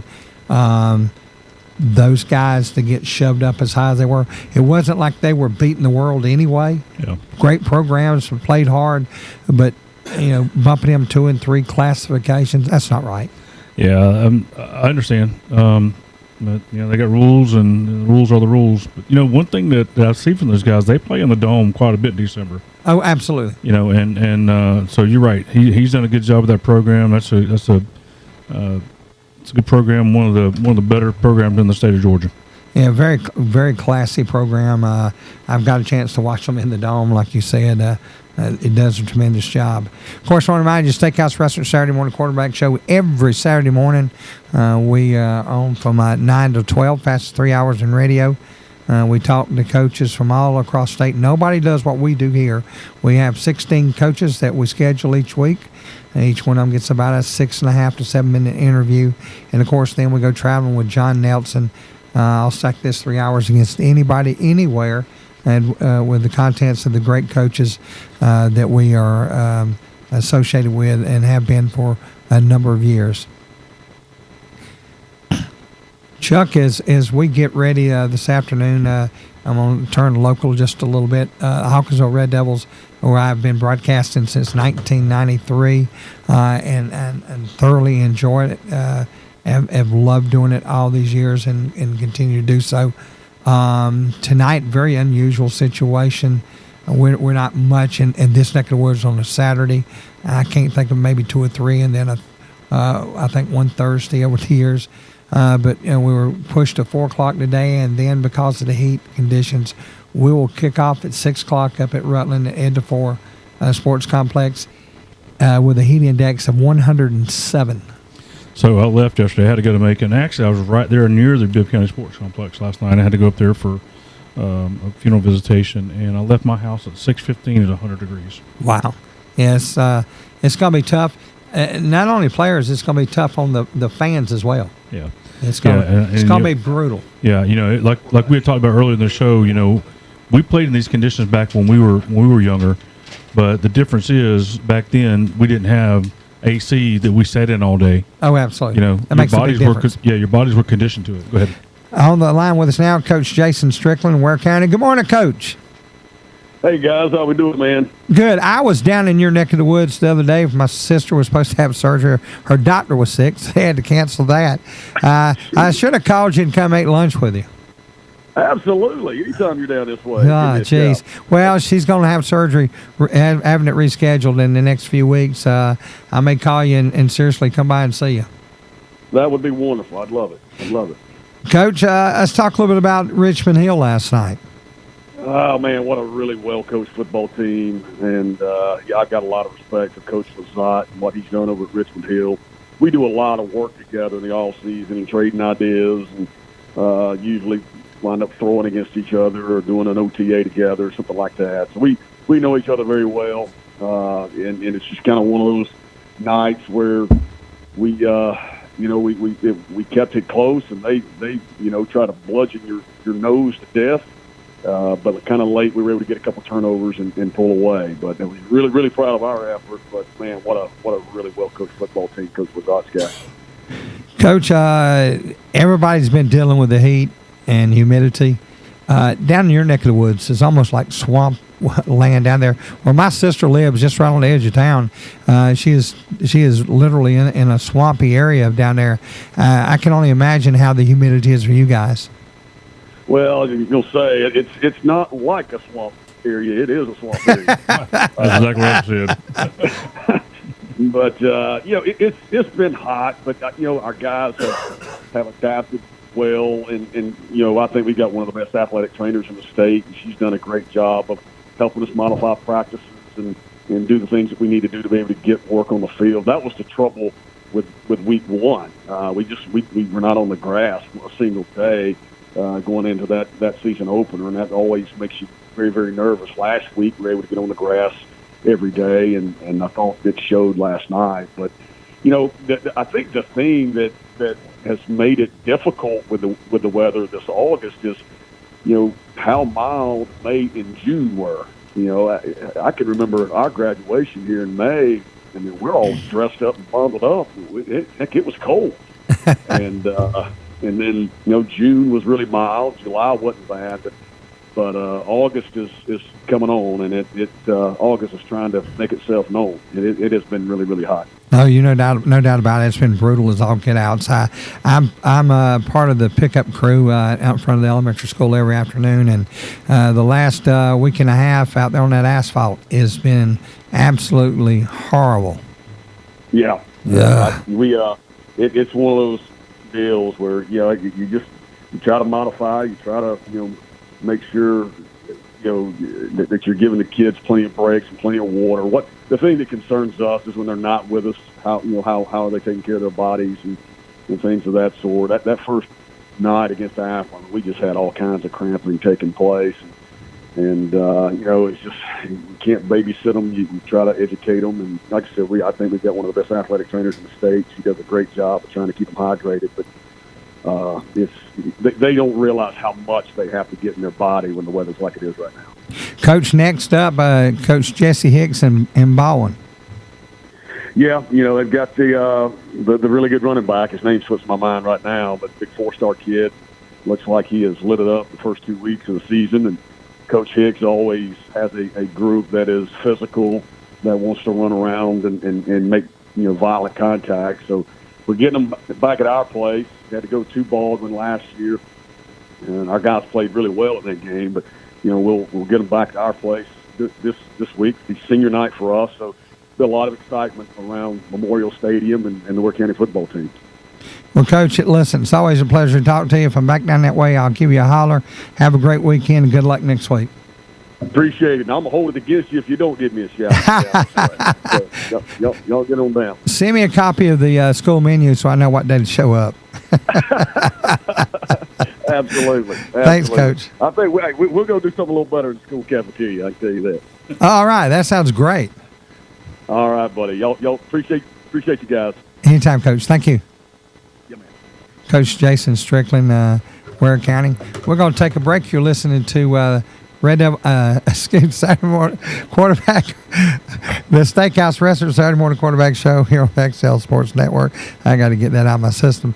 We'll be back after this. If you're near the 341 bypass in Hawkinsville, the smell of the fresh fried chicken may lead you right inside for the best meal you'll ever have. Stop and see Lewis Fowler and his staff at the Steakhouse Restaurant in Hawkinsville for the daily buffet and the daily specials. Come try the Thursday night buffet with shrimp and fish or the Super Sunday buffet after church. Plus, there's full service menu available. And let the Steakhouse Restaurant cater your next event, either in-house or on location. The Steakhouse Restaurant on the 341 bypass in Hawkinsville. Food Mart is a great place for snacks, cold drinks, and great Hunt Brothers Pizza. Then there's gas with easy in and out on the corner of Dooley and Commerce Streets across from the post office. Solo Food Mart, Hawkinsville. Call 478-783-2584. Solo, your stop for Hunt Brothers Pizza, cold drinks, snacks, lottery, and friendly staff. Let's play Who Wants to Volunteer in Your Community with Ella in Santa Monica, California. Hey, wait, I don't want to volunteer. Volunteering can really be fun. In fact, we've asked your entire algebra class here to tell you more. But we were thinking that you should start tutoring people because you're all like smart and stuff. I should? You free tonight? Sure. To find out ways you can volunteer in your community, log on to teensvolunteer.org. Do what you like to do. Volunteer. A public service message brought to you by the USA Freedom Corps, the U.S. Department of Justice, the Crime Prevention Coalition of America, and the Ad Council. The Steakhouse Restaurant in Hawkinsville is the perfect spot for you to get some comfort food, some great Southern cooking. Lewis Fowler and his staff prepare a lunch buffet 7 days a week, along with a special Thursday night buffet with fish and shrimp and the Super Sunday buffet after church. Let the Steakhouse Restaurant cater your next event, whether it's on location or with the in-house banquet facilities. As you're driving along the 341 bypass and smell the fried chicken, stop and eat a great meal at the Steakhouse Restaurant in Hawkinsville. I walk the mean streets of Atlanta in a police uniform. That gives me an important perspective most lawyers can't give you. If you find yourself in a tough situation leading to an arrest, remember, your best bet for a good defense is to remain completely respectful but quiet. I can't stress that enough. And call me as soon as you possibly can. I'm David Venable. Call me. The Big City Lawyer with Small Town Charm. David Venable, attorney at law. Broad Street, Hawkinsville. Call 478-783-2825. Whatever you want it to be. My mom, B, honey. Welcome back into the Steakhouse Restaurant Saturday morning quarterback show. I think I got that out of my system, I hope. Well, I got it all twisted up while ago. You just practicing for this afternoon. Well, what it was my head was swimming to where Coach was going to take me to eat down there. I can settle for Olive Garden. That's good enough. Yeah, soup and the salad. I'm happy. I was going to jump in and say, "Hey, Bruce, I'll tag along with you if you want me to go down there with you." I'll let you drive us down there. You're the official driver, so I can do that. You're the chauffeur. I'll do that. Holy cow! For a free meal and hang out with Coach Strickland. Yeah, I'll do it. Great guy, and I tell you, Chuck, when you see the list of guys that we get on a regular basis, again, nobody in the state's got what we got. We're not real polished or real professional. We're kind of laid back, and I try to have say very little to the coach and let him take off and run with it. Yep. And we've got some great ones. When you look, we've got guys that are make a lot of deep runs, but then we also got those guys that nobody knows about. May not be from the best program, but you know what? Those guys deserve the same thing everybody else does. Absolutely. And I tell you what, it's a thrill for me sometimes when I'll see the lineup and go, oh, man, I know that guy. I coached with that guy. I coached against him, or I played with this guy, or I played for his dad or whatever. It's really, really cool to be able to interview those guys. And, the first time I got Aquinas out of Augusta on, the guy said, why did you call up here to us of all places? Well, because you play football. Yeah, exactly. Back to the phone line we go. On the line with us now, Coach Justin Rogers of Thomas County Central. Good morning, Coach. Good morning. Man, it's good to have you back with us this morning. Yes, sir. Thank y'all. Like I say, I can remember you going all the way back to Jones County days. And I was going to a guy that knew you to get equipment when cable went out or something. He worked for Ken Stereo Junction and lived up that way, and all he could talk about was you and your program up there. And Coach, I tell you, from day one we called you, you've been classy, and you've always been free to talk to us. And listen, we appreciate it. We couldn't do it without great guys like you. Yes, sir. Well, man, anybody who's promoting this great game and just giving recognition to these young men, shoot, I'm for it. Well, Coach, I tell you what, you kind of turned up the heat since you went in at Thomas County Central, and I tell you what, you got people talking all across the state. Yeah, it was a lot of low-lying fruit. I mean, it really was. They had a lot of things in place. Proper, great administration. Unbelievable support. They had a hunger to want to be good, and they had good players. And we were able to put together a really good staff. And when you got good staff, good players, good admin, I mean, you got a shot. And so the kids are buying in and getting information. So, yeah, we're super excited about the trajectory of our program and where we feel like it can go. Coach, last night you took on Thomasville, another team with a great reputation across state. They played great football, and tell us a little bit about that ball game. Yeah, that's a big one around here now. I'm from Alabama originally, and so I know all about the Iron Bowl and Auburn, Alabama. And this one right here is red and blue just like that, brother, and it's about just as heated. And so it's a great rivalry game for our city. It's a great time for our city to come over. Man, it was a packed house at the Nest last night. And so just a great atmosphere. And our kids came out and played really well, played pretty clean. It really did. And all three areas of the game, special teams, defense, offense, I thought our guys played really, really good. Coach, you got coming up next, you got Bainbridge. Coach Jeff Littleton and company down there has done a tremendous job. What can you tell us about those guys? Yeah, that's no doubt. I mean, it's a heck of a program. They've done it right for a long, long time. Jeff has, and like I say, you wish you had a bye week right here or somebody else because we opened the year. I mean, we opened the year up with Cairo, which is a big rival down here. Right up the road, 20 minutes. They've been playing for years, and then you go straight into the Rose City Rumble with Thomasville. And then you got the Battle of 84 with Bainbridge this week.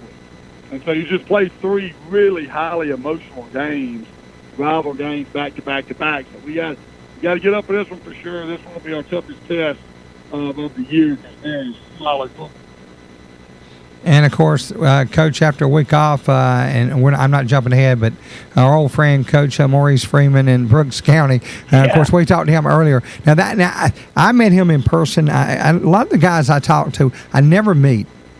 But we were up at the championship game the first year at Georgia State, and he was down on the field, and he was wearing this black hoodie, and he had his sledgehammer standing next to him. And I walked down there and was going to speak to him, and he turned his head slowly and looked my way and scared me so bad I took off back up to the stands. And when I talked to him the next season, I said, man, you scared me to death. And he laughed at me.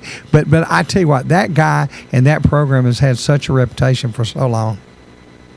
Oh, ain't no doubt. I mean, first off, like you just said, that's a big man. He is a big dude. And but Maurice is just first class, professional, does a great job of X and O's coaching, but also he's a great motivator and for those kids in that community. And so you play a Brooks County team, you better buckle your chin strap now because they're gonna hit you. So we got that coming up in a couple of weeks, and that's just again right up the road, 20 minutes. And that's fun because you're playing local teams, so you're getting great crowds. And it's so much more fun to play in front of a good crowd and good excitement. It just creates such a great atmosphere. And the thing about him is that nothing intimidates him. I remember it's probably been 8 or 9 years ago. If I look like that joker and I was as big as him, I wouldn't be intimidated by nothing either. That's the reason his players play so good for him because they're scared of him. Listen, I guess it was 8 or 9 years ago. They went into Valdosta on a Friday night, beat Valdosta at their house. Wow. Yeah, I know. Jeez. Don't get me wrong. When you play Brooks, you're always nervous now.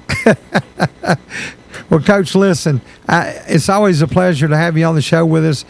Continue doing the job that you do down there. It's always a pleasure to have you on with us. Good luck to you guys, and I hope you'll take our call again in a few weeks. Yes, sir. Absolutely. Thank y'all, and go Jackets. We've been talking with, Coach Justin Rogers, Thomas County Central Yellow Jackets. Wow. He's a great guy. He and I used to talk sometimes at the Piedmont Orthopedic Center there in Macon. We'd take players up there after games on Saturday mornings, and he'd always talk to him about, hey man, you got some guys that you might want to go to public school. If you do, let's talk about moving them in this district. I've been to that stadium one time, way back. Yeah. Coach Ed Pilcher was coaching. Wow. Geez. Pilcher did everything there. When you talk about it, Pilcher had a team that I think started like 1-4 and won the state championship. And they it was a crazy place down there. It was wide open and crowds are kind of hostile. I went there one night to call in updates because they didn't allow broadcasting from there. And wow, I was highly impressed with the fan base. Yeah. Bruce, let's go back through the scoreboard again. Yes. If anybody missed some of these scores, I'm going to highlight some of the closer games. Bradwell Institute beat Liberty County 26-13, less than 2 scores there. Brunswick and Camden County 21-17. When we talked about, we're going to talk about earlier, Buford on the road in North Carolina playing Mallard Creek 10-7. They got the number 1 player in America there at Buford, and they can only score a touchdown and a field goal. Well, that's kind of programs that they play, though. Yeah. Wow. Yeah, they're playing a good program, no doubt. Cartersville 24-13 over Jonesboro, pretty close there. We talked about Dodge and West Lawrence, 20-10. Dodge over West Lawrence. Some of the closer games we talked about. Hebron Christian over Villa Rica, 13-6. Another defensive struggle. Well, Coach Jonathan Guess is got those guys showing what he's going to make of that program, just like he did at Eagles Landing Christian Academy. That was a program you didn't want to play. When you look back, you got Brooks. You didn't want to play. You didn't want to play them. There are programs like that will step up and play the big boys, and it's a no-win for you. Yeah. It's everything for them. Yeah, Elko played in the Dome a few times as well. Yeah. Another good game was Jenkins County 28 over Johnson County 26. Wasn't there a player who came out of Johnson County that maybe played for Georgia? Are you talking about that Walker kid that ran kind of quick? Yeah, he was the best player ever to play college. They came to Hawkinsville in 1977. I guess Herschel was a freshman that year. Knocked out the starting running back, Wani Kaysen. Knocked him out of the game early, and then they turned it over to a freshman that, wow. Were you calling that game? Did you say, my God, a freshman? No, I was on the other side. He got a pretty good kickoff return off of me. A heck of a stiff arm, and picked up another 10 or 15 yards down the sideline. But what a tremendous ball player! What an incredible athlete! Yes. Macon County 22, Clinch County 19. Another close game. That was a good one. That's a big win for Macon County. Coach Dexter and Copley and company clinch a top 10 ranked team coming into the season, and to get that win over them, that's very, very impressive. Metter over ECI. I think it was 17-10. That was another close game. Small schools, but man, I tell you, I bet it was fun to watch. One thing when I got here this morning at 6:00 and started running down scores. On the 3 different sites I look at, there was no less than about a dozen games that said they had 2 scores reported. So I did research best I could, and I just took one that was the best of the 3. It was really weird. Usually don't. You may get it once or twice a week at most, but there was a lot of them reported kind of different last night. Maybe it was too hot. People just kind of maybe it was the sweat and everything smeared on their sheet. Could be. Pace Academy 33, Westminster 31. Another close game. Big, high scoring game. Yeah, and I really think that that was probably one of the bigger upsets of the night. Westminster getting beat by Pace, but Pace is playing great. And of course, we talked with Coach Tim Hardy, and we talked about that, and he talked about the talent level and how they beat them by more than a few scores last year. They have things going the right way. And then finally, another close game in Macon. Westside, Coach Westford beat Southwest, beat Joe Dupree 35-28. I bet that was a fun game. I think it must have been in Henderson Stadium because I think it was at Southwest. So. Well, the funny thing about that one there is it's kind of like playing Dooley County. Dooley can have not such a good record, but they've got certain ones that they absolutely step up for. And any of those schools, like especially between Southwest and West Side, that's always going to be a battle, and it doesn't mean the guy that's usually on top is always going to win. That's true. You rivalry games, you're right. You can throw that record out the window. Hey, Bruce, look what the cat drug in. Eddie probably didn't get in until about 2 or 3 o'clock in the morning. I think they went to Cuba and hung a right. Or no, y'all went north to the Canadian border and hung a right. Would y'all go to Augusta last night? No. It was hot. Yeah. Y'all were in Atlanta?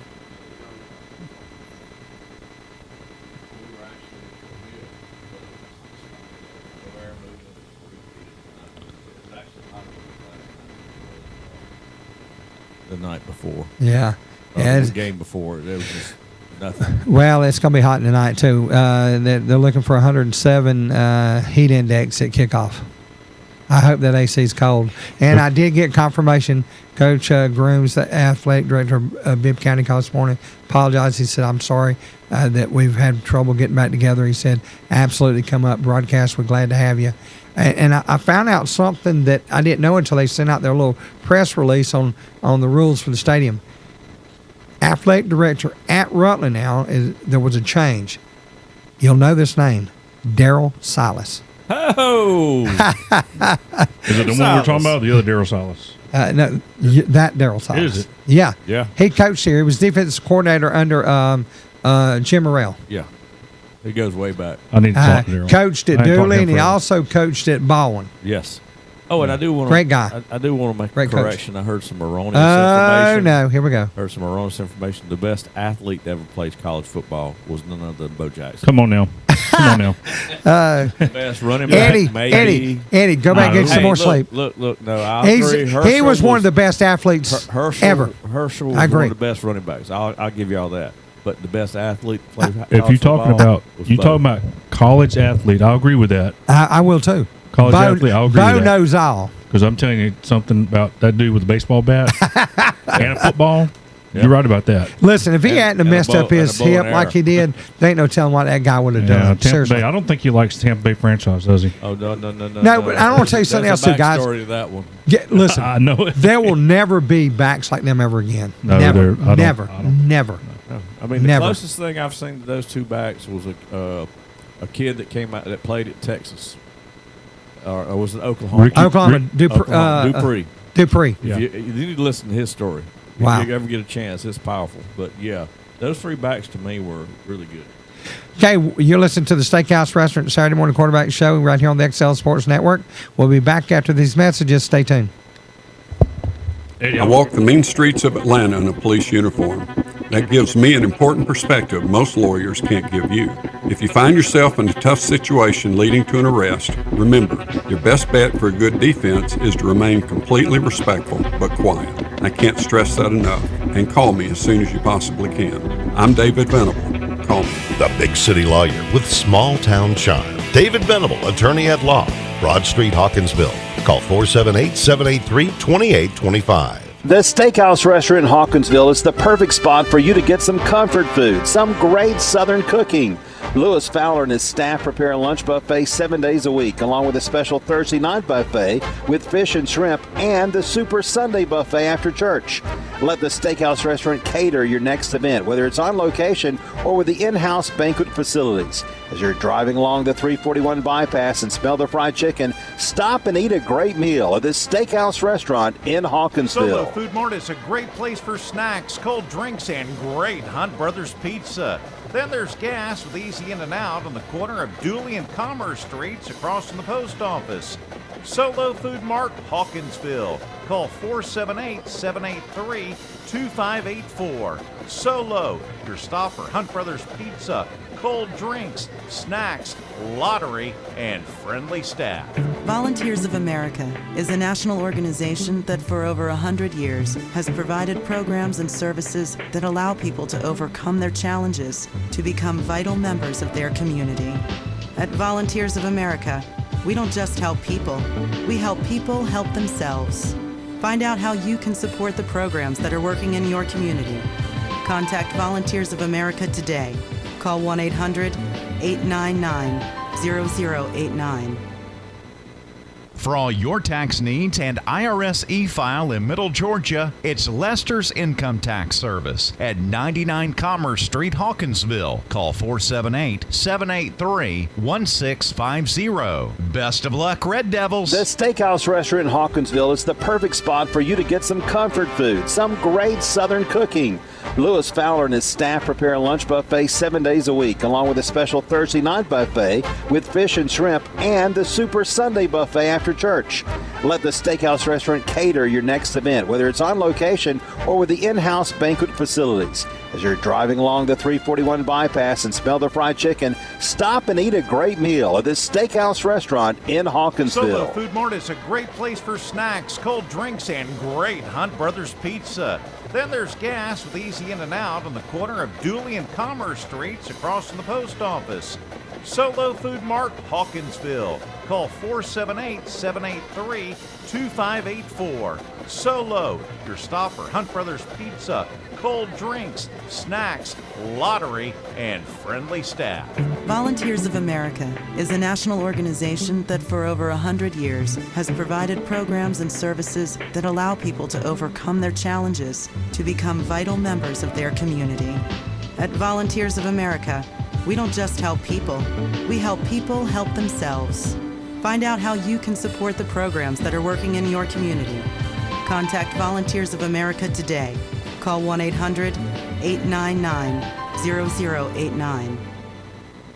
For all your tax needs and IRS e-file in Middle Georgia, it's Lester's Income Tax Service at 99 Commerce Street, Hawkinsville. Call 478-783-1650. Best of luck, Red Devils. The Steakhouse Restaurant in Hawkinsville is the perfect spot for you to get some comfort food, some great Southern cooking.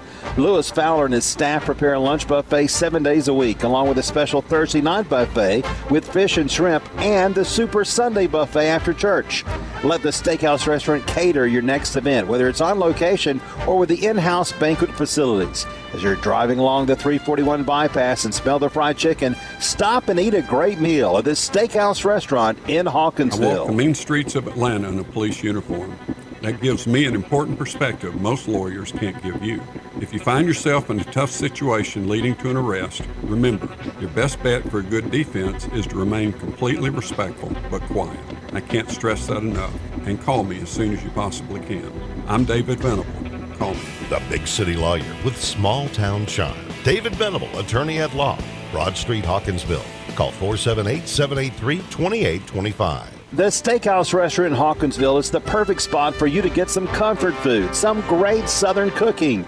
Lewis Fowler and his staff prepare a lunch buffet 7 days a week, along with a special Thursday night buffet with fish and shrimp and the Super Sunday buffet after church. Let the Steakhouse Restaurant cater your next event, whether it's on location or with the in-house banquet facilities. As you're driving along the 341 bypass and smell the fried chicken, stop and eat a great meal at the Steakhouse Restaurant in Hawkinsville. Solo Food Mart is a great place for snacks, cold drinks, and great Hunt Brothers pizza. Then there's gas with easy in and out on the corner of Dooley and Commerce Streets across from the post office. Solo Food Mart, Hawkinsville. Call 478-783-2584. Solo, your stop for Hunt Brothers Pizza, cold drinks, snacks, lottery, and friendly staff.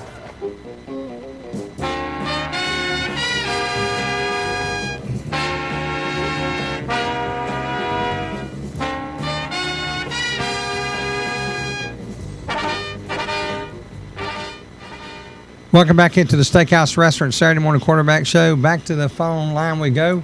On the line with us now, Coach Mike Chastain of Jones County. Good morning, Coach. Good morning. Good morning. Thanks for having us on there. Coach, glad to have you with us. It's always a pleasure. A great win last night for you guys over Decula, 44-19. Yeah, no doubt. No doubt. Our guys answered the bell a little bit last night. Played some physical football. We started out slow against Northside. Didn't play the kind of football that we need to be playing here. And I was really proud of our guys for being really physical last night and flying around. And just good to start hitting on all cylinders a little bit. Coach, let's talk a little bit about your offense last night. It looks like they had a pretty good night. Tell us a little bit about what makes it tick. Well, we're pretty up-paced tempo, and when we do that, I think it's going good for us. But you got to get out there and you got to get a first down to get it going real good. And so last night we were able to run the ball a little bit and get some first downs and get the chains rolling and get our tempo going.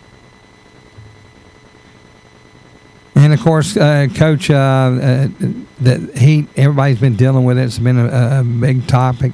A little bit about maybe how it's affected your practices and your game. Well, our normal game week schedule is Monday and Tuesday in the afternoon and Wednesday mornings, and it's just made us go in the mornings. And so we for the past couple of weeks we've been in the morning every morning, and going forward next week we'll probably stay close to the same. I got to look at the weather to see the thunderstorms looks like might come in some next week, so that may affect some stuff. But I feel like you just got to go in the morning a little bit more to be able to beat all the regulations these days that they have for us, and it has been hot. So I think it's going to be really, really hot today, it looks like. So hate it for some of those guys playing today. They're going to get some delays, and it's going to be tough on them. Well, Coach, we go to Macon to play Rutland this afternoon. It's kickoff at 6 o'clock. Looking for a heat index of 107 at kickoff. That's going to be brutal. That is. I can't imagine. Ours was pretty rough last week, but it wasn't nothing like that. I promise. I would have been fine with it if we kicked off at 8 o'clock this morning. That time of night it's gonna be brutal. I mean, moving it later is not going to help a lot. Until the sun goes down and give it an hour or two, it really won't begin to drop any. That's right. It was smoking last night pregame and right at kickoff. Then it drops pretty good. So it's definitely good to play 7:30, 8 o'clock games, no doubt. And, of course, hopefully if the weatherman's right next week, we're going to get a little bit more normal stuff next week. That'll be a nice change of pace. And I know you'd welcome some of that. Y'all headed to Perry next week. We are. They're really good club. Coach Smith does a phenomenal job getting his guys to play extremely hard. And they got a good squad right now. They got a lot of fast, athletic guys right now. So it's going to be a tough test. We got to be ready to play. Talking to Coach Mike Chastain, head coach of Jones County. He's winner last night of Decula, 44-19. Next week at Perry. Coach, listen, as always, it's a pleasure to have you on the show. Good luck to you guys next week. Have a great weekend, and we'll talk to you soon. All right, thank you for having me. Anytime, Coach. Thank you. I tell you, he has done a phenomenal job at Jones County, and I tell you what, you take him at Jones County and you take the job at Smith's done at Perry. That is two programs that is doing things the right way. And I tell you what, Chastain came in behind our old friend Rogers, who is now at Thomas County Central. Wow. He didn't do such a bad job at his previous location either. No, heck no. That's what I'm saying. Wow. He, we talked about this before. His voice just blows me away. Sounds just like his brother and his dad. But Mike's a great coach. He really is, and he's done a great job. Just like Justin Rogers, everywhere he's been, he's done a really good job. Yeah, there's some great ones out there, no doubt about it. Of course, remind you, we'll be here each Saturday morning, 9 till 12. Steakhouse Restaurant Saturday morning quarterback show, as we schedule 16 coaches. Interviews with them, and of course coming up last half hour of the show, it'll be Eddie and John doing a little bit of traveling. Yeah, I mean, we got a light schedule this week, but there's always some interesting things coming out of college football. Best game of the week, you think, if there is one? I don't know. The game I'm going to watch I would watch, and I will watch it, I'll record it, it's going to be Navy Notre Dame. That's always a good ball game. Draws a lot of interest. Notre Dame's picked by 20.5, so it's and I agree with them. A lot of people going to be watching quarterback at Notre Dame. He's one of the Heisman contenders. There's some other games. Hawaii Vanderbilt. We'll see how that one goes. So yeah. That's gonna be interesting. I think Hawaii could be the worst team in the nation. It could be. No. Nebraska, Minnesota. Minnesota's always got that tough defense. Nebraska likes to run the ball. What are you looking for, Bruce? I'm running Windows 11, Bruce. It's a lot different from Windows 10. So, I mean, there's some games. The best thing, we got Louisville, Georgia Tech. Is Georgia Tech going to be better this year? We got to do something about this. I like looking at people I'm talking to. Yeah, I'll sit back here. Here we go. Georgia Tech they made some moves. They picked up some offensive players. They're supposed to be a lot better. That game's really an 8-point game, so it could go either way. What's Louisville this year? Yeah, Louisville's going to have a schedule this year that's very favorable. People talk about Georgia's schedule, but Louisville's schedule, they don't have to play North Carolina. They don't have to play Clemson. They ain't got to play Florida State. No. At the end of the season, they could sneak in that championship game. I don't know how that's going to work out, but I think they're going to be an 8 or 9 win team. As far as Georgia Tech goes, Georgia Tech still has a little bit left over from the Paul Johnson era. Yeah. I don't think that the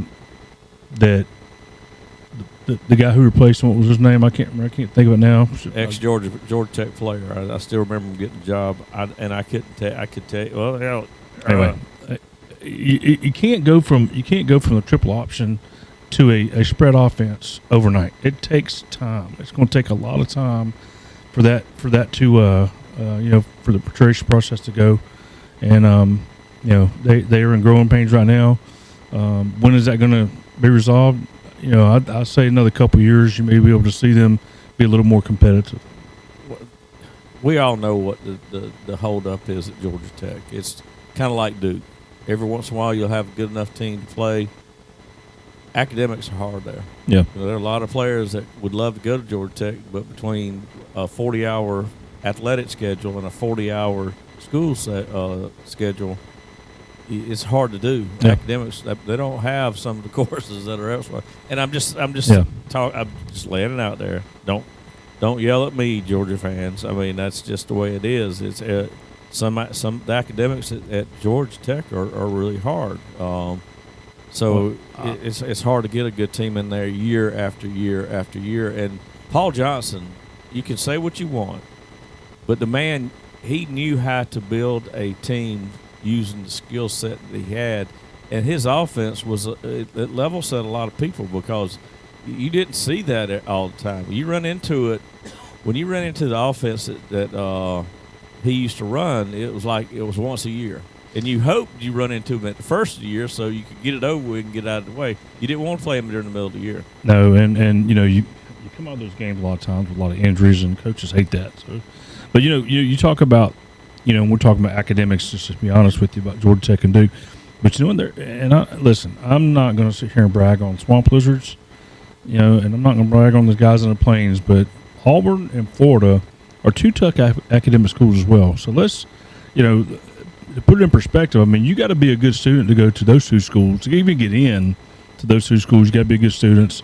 And, they still, there's down years, obviously. We're looking at a couple of down years from those two schools. But let me tell you, those two schools right there are in the top 25 of the programs in this country year after year after year after year. So, Georgia Tech, and Georgia Tech sits right in the middle of a great footprint for Atlanta, Georgia, man. You yeah.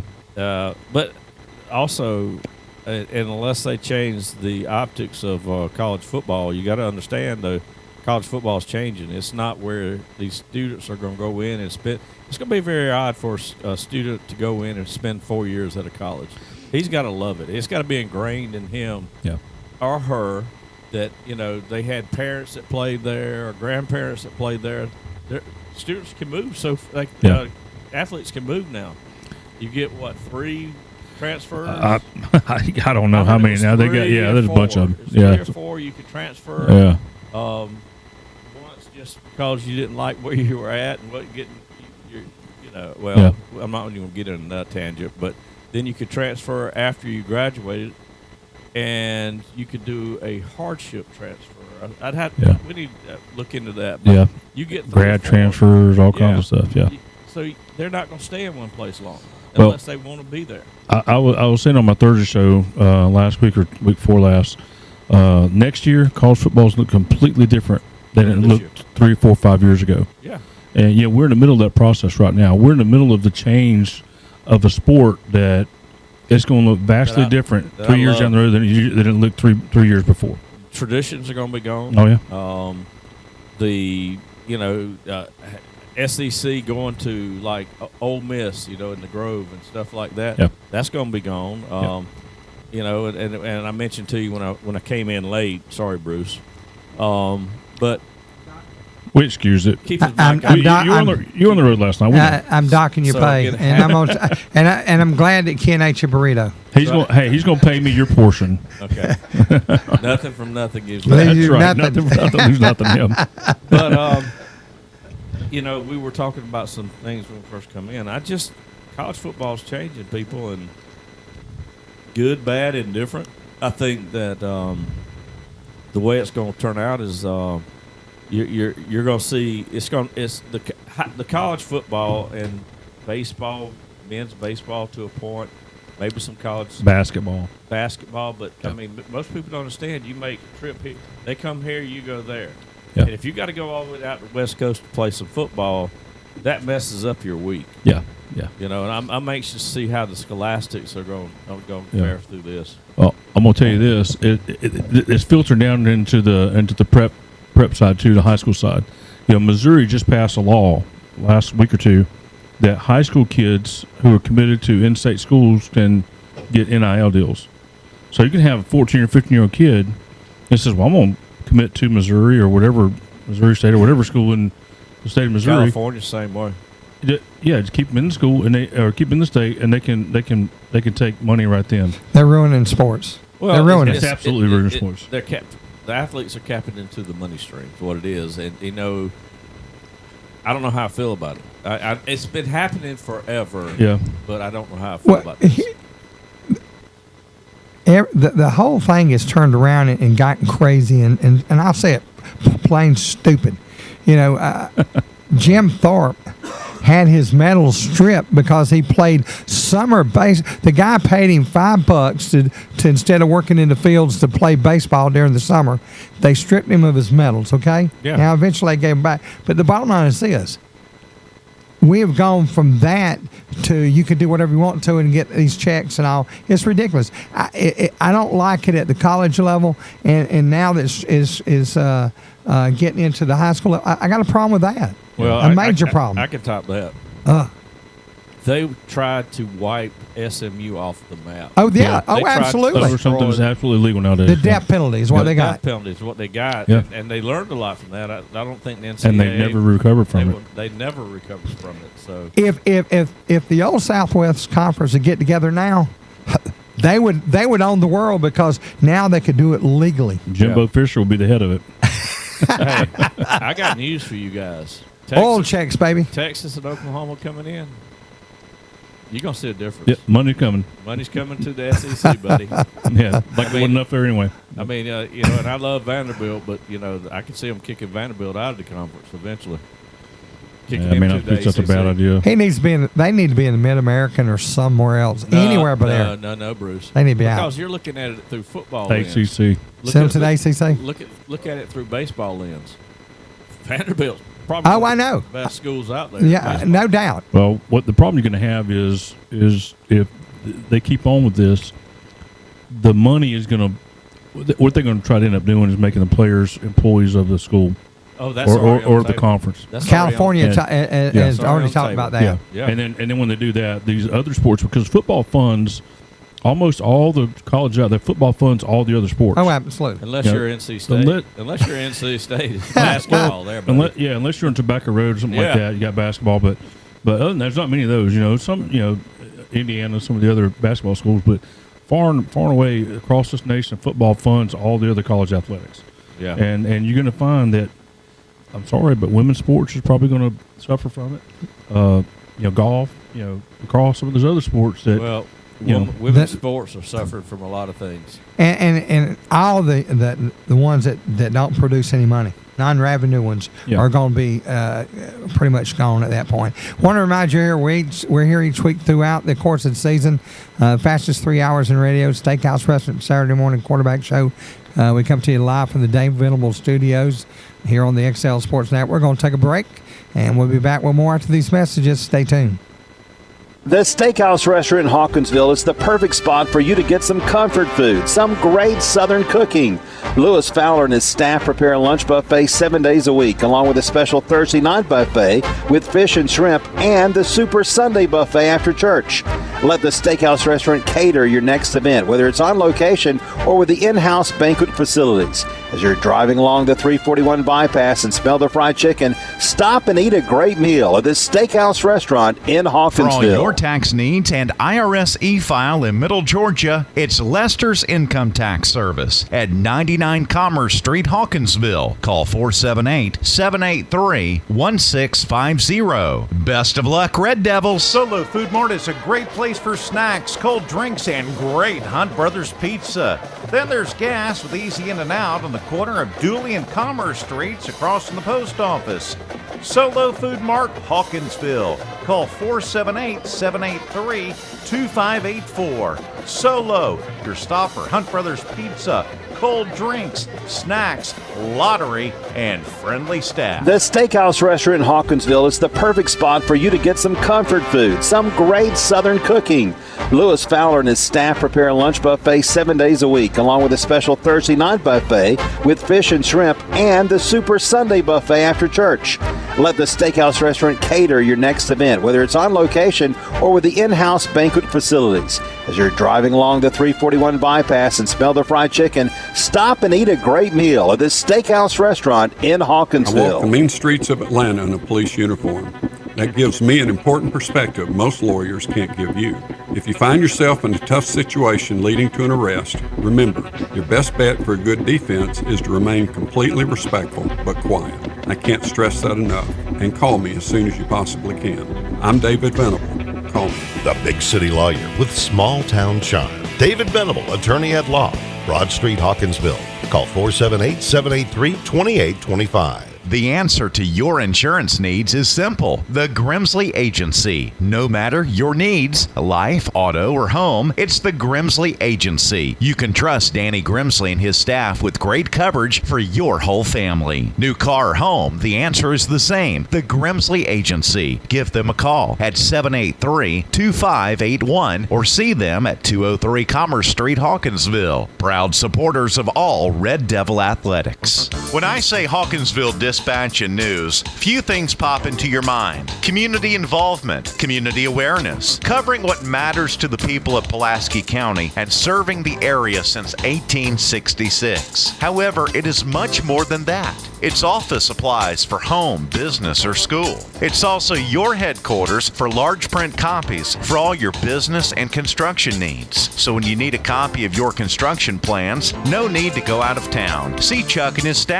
You may call today, 783-1291, or see them at 329 Commerce Street, Hawkinsville. Hawkinsville Dispatch and News, serving the finest people in the world since 1866.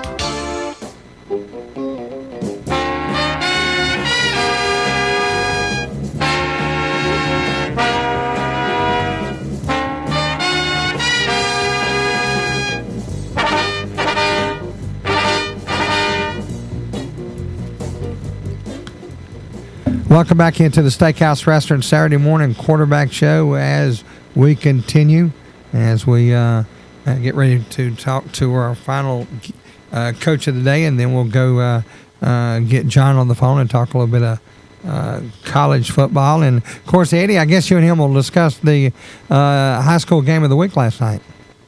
I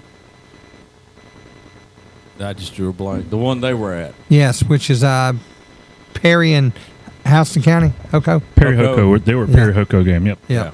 Wow. Yep.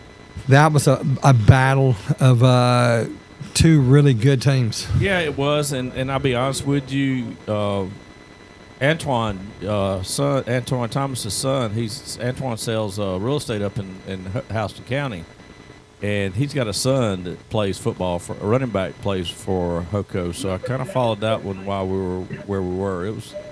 That game went back and forth. You talking Anton Hill Jr.? I think that. I thought he was a quarterback over there. No, Antoine Thomas. Oh, Antoine Thomas, okay. Okay, back to the phone line. We go on the line with us now. Roswell head coach, Coach Chris Pruitt. Good morning, Coach. Good morning. How you guys doing? Doing good, Coach. Glad to have you with us this morning. Last night, Centennial, what can you tell us? Man, we thought we came out and played well and did what we needed to do. Got up 36-0 after the first quarter, and I thought our kids came out and executed well and played well and got an improvement from week one. So that's kind of what we were looking for, to come out and play better than we did last week and continue to do that next week. And, Coach, in a game when the score is lopsided as it was, you can still have a good game, right? You can go through your stuff and not be making the physical and mental mistakes that you did the week before, and that's all improvement regardless of who you're playing, right? Correct, yeah. We really, our whole goal this week was to focus on what we're doing and try to improve with some pre-snap stuff, eliminate some mistakes that we've been making, and just play better in general, regardless of who we're playing, what the score is. So I think we were able to do that. We didn't do it every single snap, but I thought we did well. And we're just continuing to try to get better and try to get to that 15th game at the end of the year. Coach, let's talk about the challenges the early part of the season has presented to you guys. And, of course, you started out the summer, probably was fairly normal, not bad at all.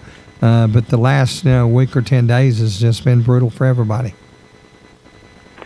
Yeah, the heat presents some issues. It's unfortunately, sometimes we get moved inside or moved to alternate practice or to try to change some stuff. And luckily, we've been able to get our work done as best as we can, and just try to, whenever we're on the field, make sure we're focused and eliminate the heat. We talked this week. One of the things you're going to get all week is that we can either succumb to the heat, or we can use it as an advantage for us by being focused, being more aggressive, and being more on point in the heat. So I think we did well with that. And of course, as you get ready for next week, you guys have Marietta. It's going to be a different type ball game. For sure, Marietta, I think, just won their 600th game as a program. So it's real two-storied programs that played a long time and played a lot of football. They're very talented, very athletic, very physical.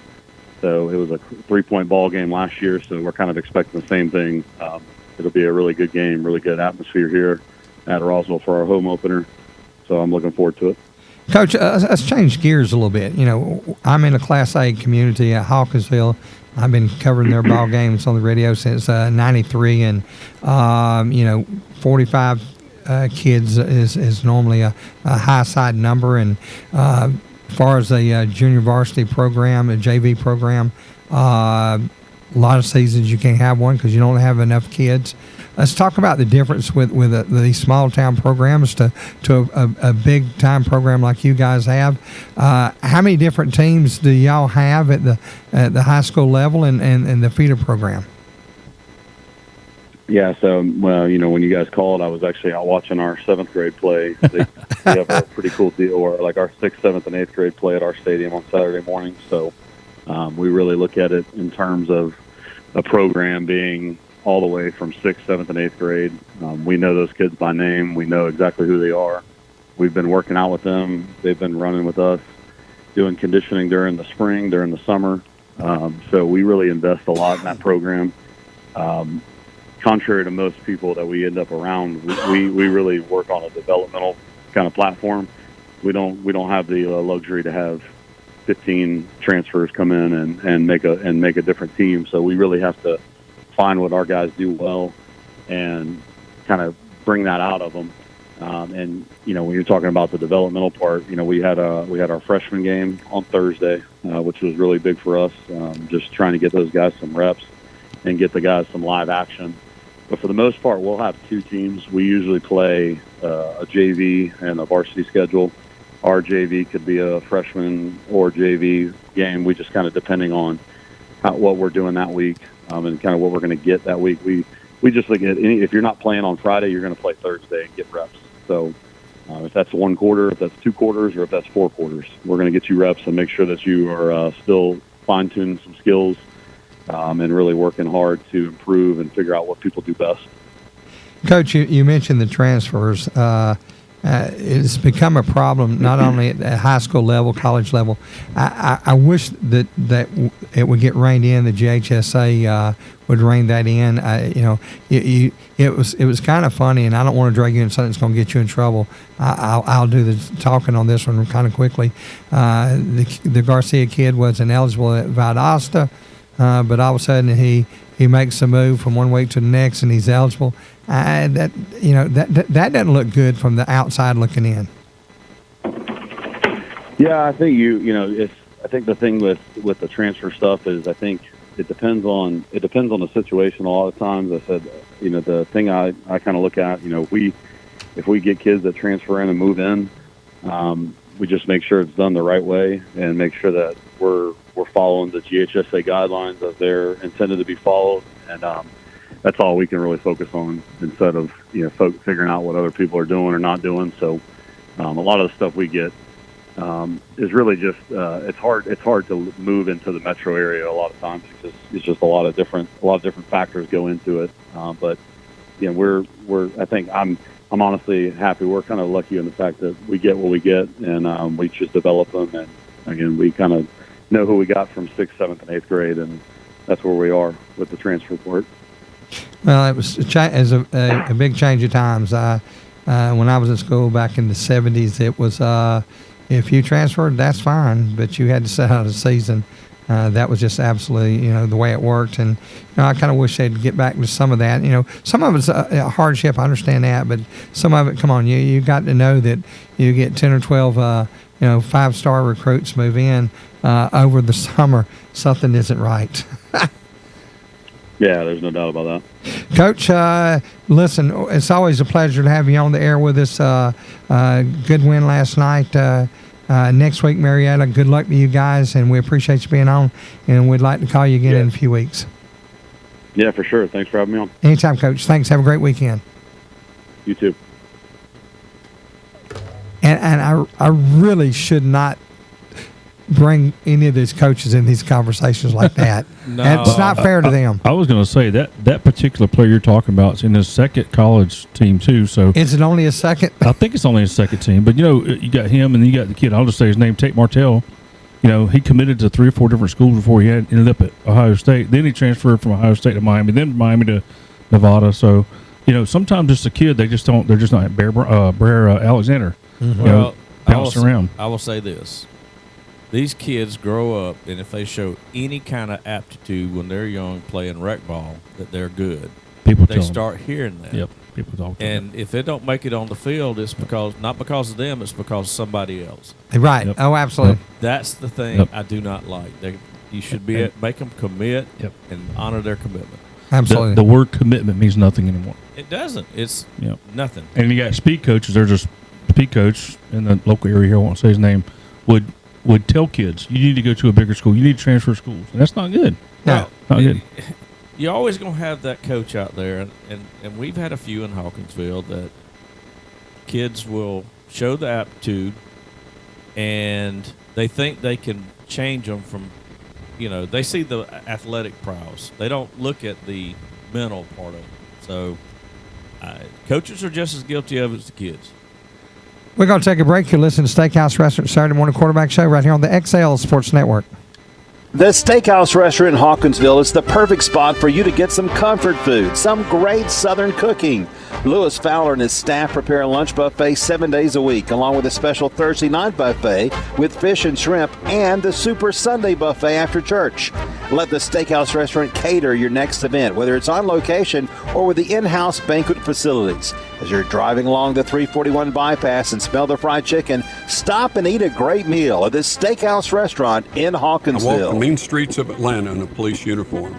That gives me an important perspective most lawyers can't give you.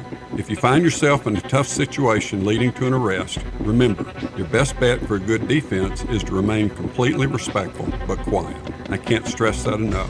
And call me as soon as you possibly can. I'm David Venable.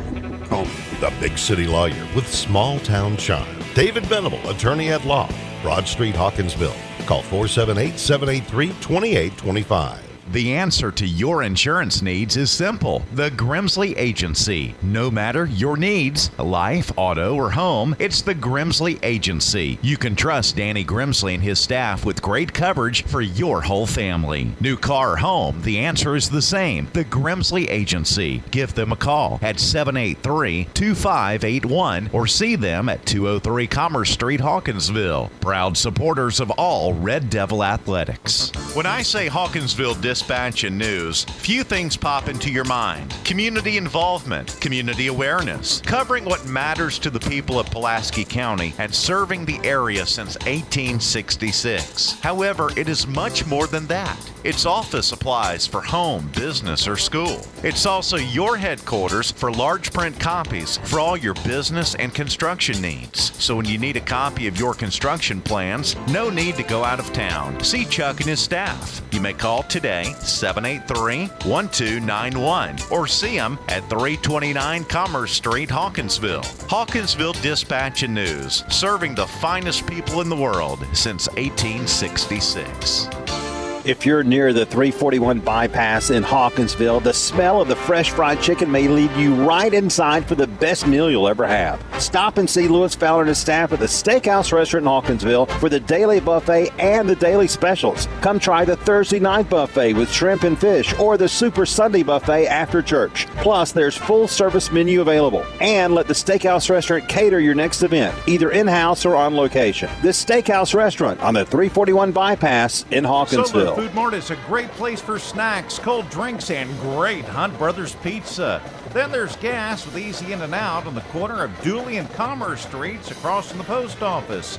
Solo Food Mart, Hawkinsville. Call 478-783-2584. Solo, your stop for Hunt Brothers Pizza, cold drinks, snacks, lottery, and friendly staff. Let's play Who Wants to Volunteer in Your Community with Ella in Santa Monica, California. Hey, wait, I don't want to volunteer. Volunteering can really be fun. In fact, we've asked your entire algebra class here to tell you more. But we were thinking that you should start tutoring people because you're all like smart and stuff. I should? You free tonight? Sure. To find out ways you can volunteer in your community, log on to teensvolunteer.org. Do what you like to do. Volunteer. A public service message brought to you by USA Freedom Corps, the U.S. Department of Justice, the Crime Prevention Coalition of America, and the Ad Council.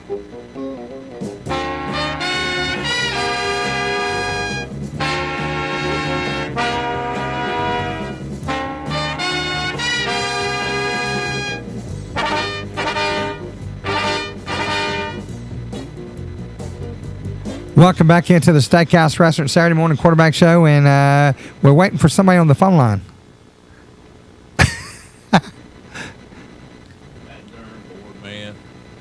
The board man. What about you? Come dragging in here. I mean, come on, really. That's all right. I defended you. I said you'd be here by 9:05. Well, I've always told you, as long as I'm here by 11:30, we good. That's right. That's right. Hey, we made provisions today just in case. And I got a backup. And he started working on it about 10 o'clock. Hey, I had to back up him earlier, too. He had to take a phone call, so I had to do an impromptu interview.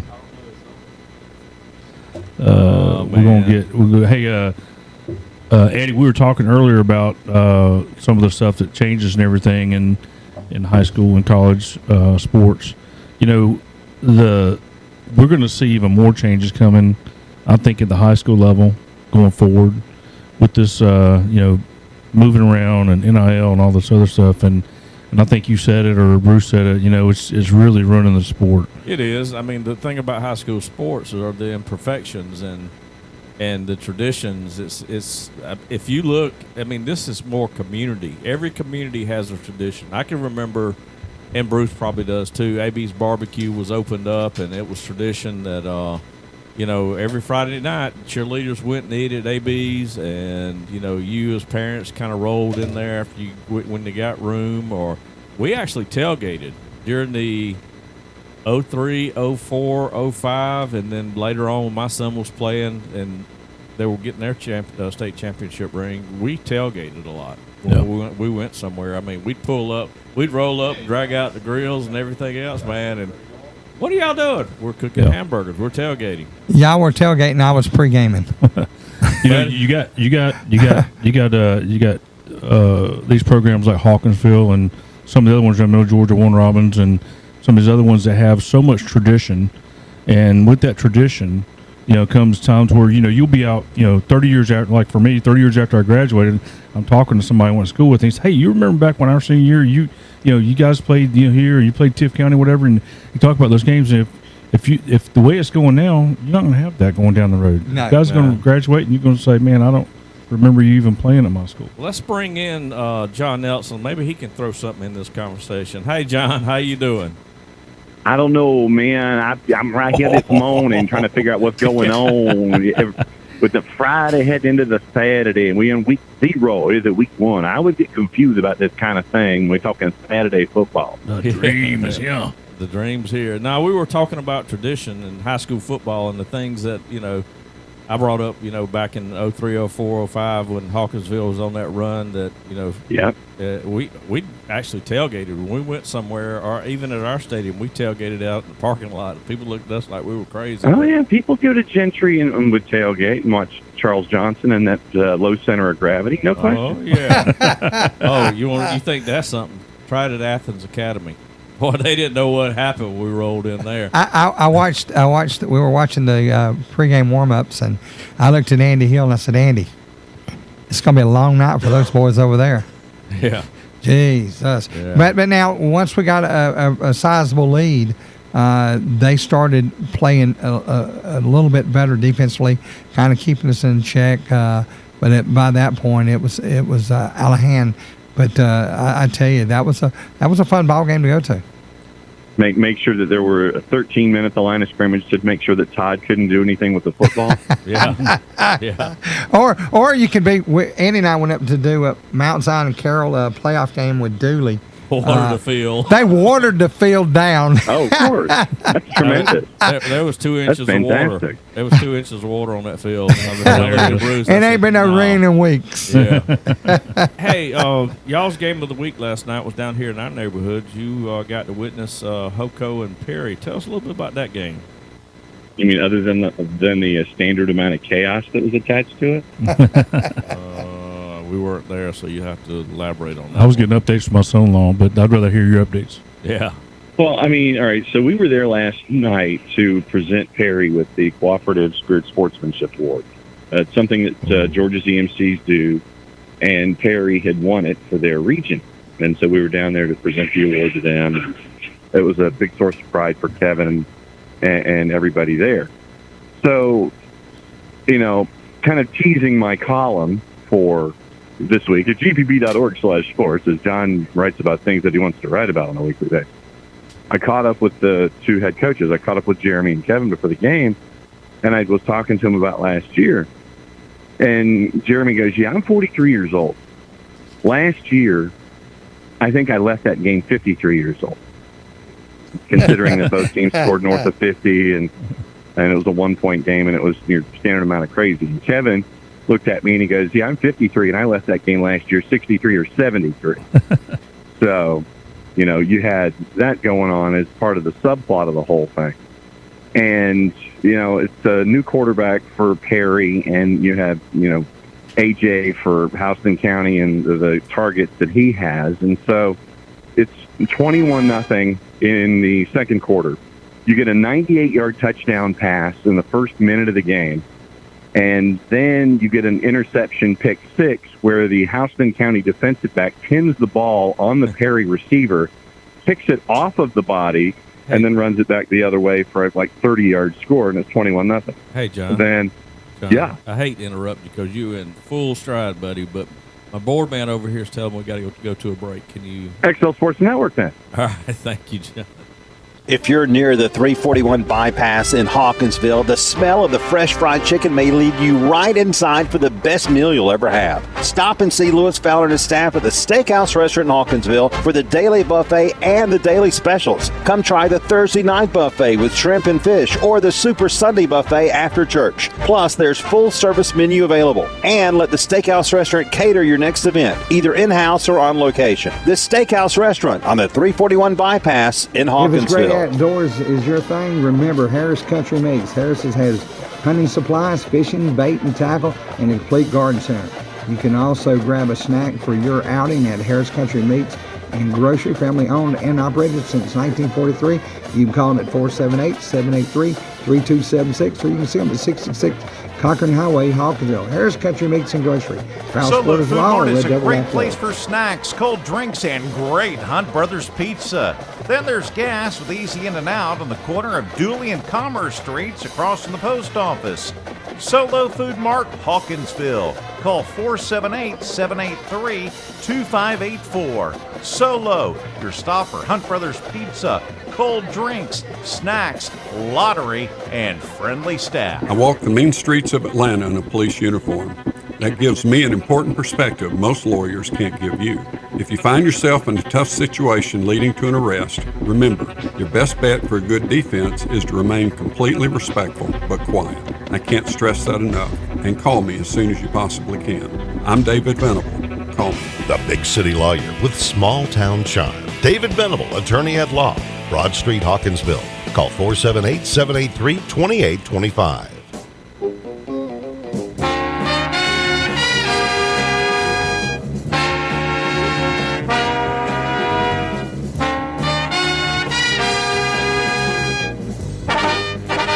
Welcome back into Steakhouse Restaurant Saturday morning quarterback show as we continue with Eddie and John. Yeah, and before we get any farther, John, I would be remiss if I didn't mention GPP Sports on Demand. Guys, if you want to see John and Hannah, they do a lot of interviews. I know I'm looking at 6 right now, different coaches during the year. John, I've listened to them. Great job. And they've also got blogs that you can listen to. Again, another great job. If you want to keep up with high school football, there's no one out there that does it better than John and Hannah. Getting back to the Hoco game, the score was standing. It looked like it was a close game. Yeah, I mean, it was 21-0, and then Perry scores late second quarter to make it 21-7, and that's how it was at the half. Then they took the governor out of the golf cart in the third quarter, and it was 28-28 heading to the fourth. And you're sitting there going, okay, now this is kind of what I was, anticipating when it came to this particular game. So, touchdown pass, Houston County. They missed the PAT, so 34-28, and there's like 2:40 to go in the game. And when I always say the words ensuing kickoff, we know one of two things is going to happen. It's going to be a turnover or it's going to be a touchdown. It was a touchdown. So literally, Houston County had a 34-28 lead for like 12 seconds. they made the PAT, so it was 35-34 Perry. And then, of course, 2 minutes and 40 seconds, entirely too much time for that offense for Houston County. They go down the field and score, made it 40-35, and they go for two. And, I mean, they got the 2-point conversion, literally creating something out of nothing. I mean, it was like scrambling for your life kind of stuff. And then it was 42-35, and Perry tries to come down for the tying score, and they had a 4th and goal from a distance, and they didn't make it. So, yeah, it was just your average Hoco Perry game last night. Yeah. Next week, I'm seeing y'all be at Cedar Grove at Westlake. Y'all be at Westlake. That is true. That is our season premiere for Football Fridays, and we'll have that. And looking forward to getting our season up and running. And so kickoff will be a little after 7:30, and then much like cool-down periods that we have for high school football games, half hour after the completion of our game, you'll see the re-air on GPB. Yeah, that ought to be a good one. I got to witness Westlake last night up close and personal. And while they are a good team, I don't think they're the same team they were last year. It looks like there's some holes. Cedar Grove, I mean, they're going to reload. It's just the way it is. It's the way it is. We know about Cedar Grove. That's just how they going to do things down there. Chasing after a title after missing out last season. Yeah. Let's get a little college in. It's a light week as far as college football. Really, next week will be kicking off the full season. The full season, what you're saying. Yeah, you got North Alabama and Mercer. Mercer's picked by 20.5. Yeah, I can see that. Got some players. I've watched some Mercer practices, and they look good. Jackson. It'll be a long day for UNA. That's what you're saying. But them lines coming from North Alabama. Well, a close one's going to be Jacksonville State and UTEP. The line is UTEP by 2. Thoughts? Well, I mean, UTEP's got a lot of folks coming back, and we always know that Jack State's going to be traditionally tough. So I'll take UTEP on the uniform game, if nothing else. Their uni game is very strong, and they've gone back to the old color schemes of the old electric orange and blue. So I'll say that UTEP gets it done, and they do cover, but it won't be. I know a lot of folks are thinking, FCS versus FBS, group of 5 stuff. But I'll go. I think it's probably going to be a touchdown win for UTEP in that one. Well, we have Ohio, not the Ohio. We have Ohio and San Diego. We have State. an Ohio, is what you're saying? Yeah. San Diego State's picked by 2.5. Yeah, I got to go with San Diego State in that one. The anticipated one of the new members of the Pac-4 in whatever form it's going to be. I just think that Ohio University, they're better on Tuesday nights than they are on Saturday afternoons. So I'll go with San Diego State because my sister graduated from there, and I have to do that. Vanderbilt and Hawaii. Vanderbilt's picked by 17.5. I'll be honest with you. I want to watch Vanderbilt just to see what they might have because they're not picked very highly this year. No, but I mean, think about the road trip that Hawaii's having to take first and foremost, and that is enough for me for at least a score. I think that Hawaii probably keeps it tight for a quarter and a half before Vandy finally does put the pedal down. But no, it should be a fun one just because of the offenses that you can have. So maybe the over would be the play for me here, and I think that they might get to that 17 by the end of the day, but I would go over on the total before I would go on the number, on the spread. All right, last minute and a half. Got 2 more I want to get to. USC and San Jose State. USC is picked by 31.5, but the story here is not the score; it's quarterback play. What do you think we're going to get out of that? Yeah, this is going to be a showcase game for an early Heisman Trophy run. So 31. It's going to be a long game for San Jose State, which basically means they're saying something along the lines of 38-7. I think it might even be more than that on the USC side of things. They'll probably score in the low 50s. So whatever the number is, once again, take the total before, but it wouldn't surprise me if USC took that 31 and just blew it out. Last 30 seconds, game of the week, I guess, if you want to say there's a game of the week. Notre Dame and Navy. Navy. Notre Dame's picked by 20.5. Yeah, I would go, but I don't like to swim. just go Navy. Yeah, that's all I'm saying. Just, if given the choice, go Navy. Make life difficult for Notre Dame. Yeah. John, we appreciate it. We look forward to talking to you next week. Hold on. Bruce has got something he wants to say. No, we've got another 10 minutes. Yeah. Okay, we'll be back in a few minutes. XL Sports Network.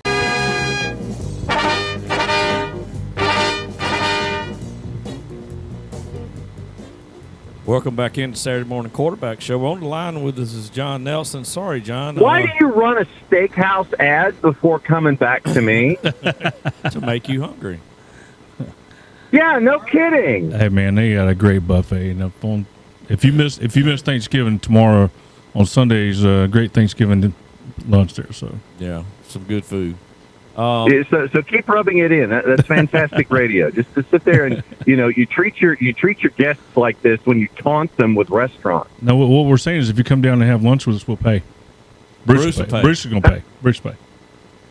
He just fell in the floor. I was going to say now. Wait a minute.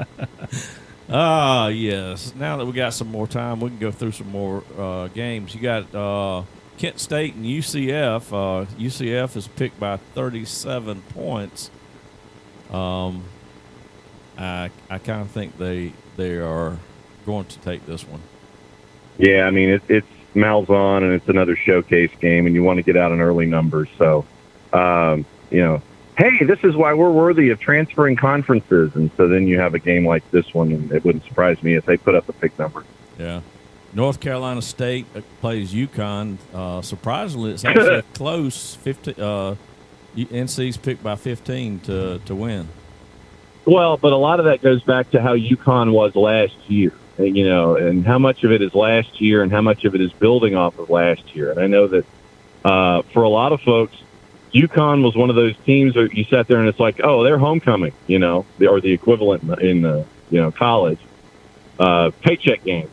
But UConn has turned themselves into not so much of a pushover. So I think that 15, maybe 21 or something like that. But, it makes a lot of sense that number would be a lot lower than it has been in the past. It used to be UConn, and then Jim Moore happened.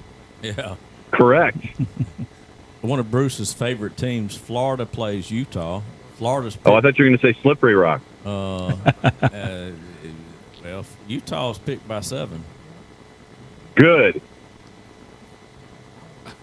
Anytime the Swamp Lizards can suffer, we're all fine with that. Yeah. Correct. As someone who graduated from Tallahassee, when you want me to talk about the University of South Georgia Gainesville campus, that's what you're going to get. Yeah. Nebraska and Minnesota. Minnesota's picked by 7.5. I was going to say, Nebraska being Nebraska going up against Minnesota. PJ Fleck's got to make a statement coming out of the block. So I'm thinking that Minnesota's going to try to put up a number. I think they clear that 7 pretty easily. Yeah. Michigan State by 14.5 over Central Michigan. Well, Chippewa. So much for that idea. But, Mel Tucker's got some learning to do, and I think they probably clear that 14 by the time they're over. So, yeah, it wouldn't surprise me if that happened there either. Miami against Miami of Ohio, they're picked by 17.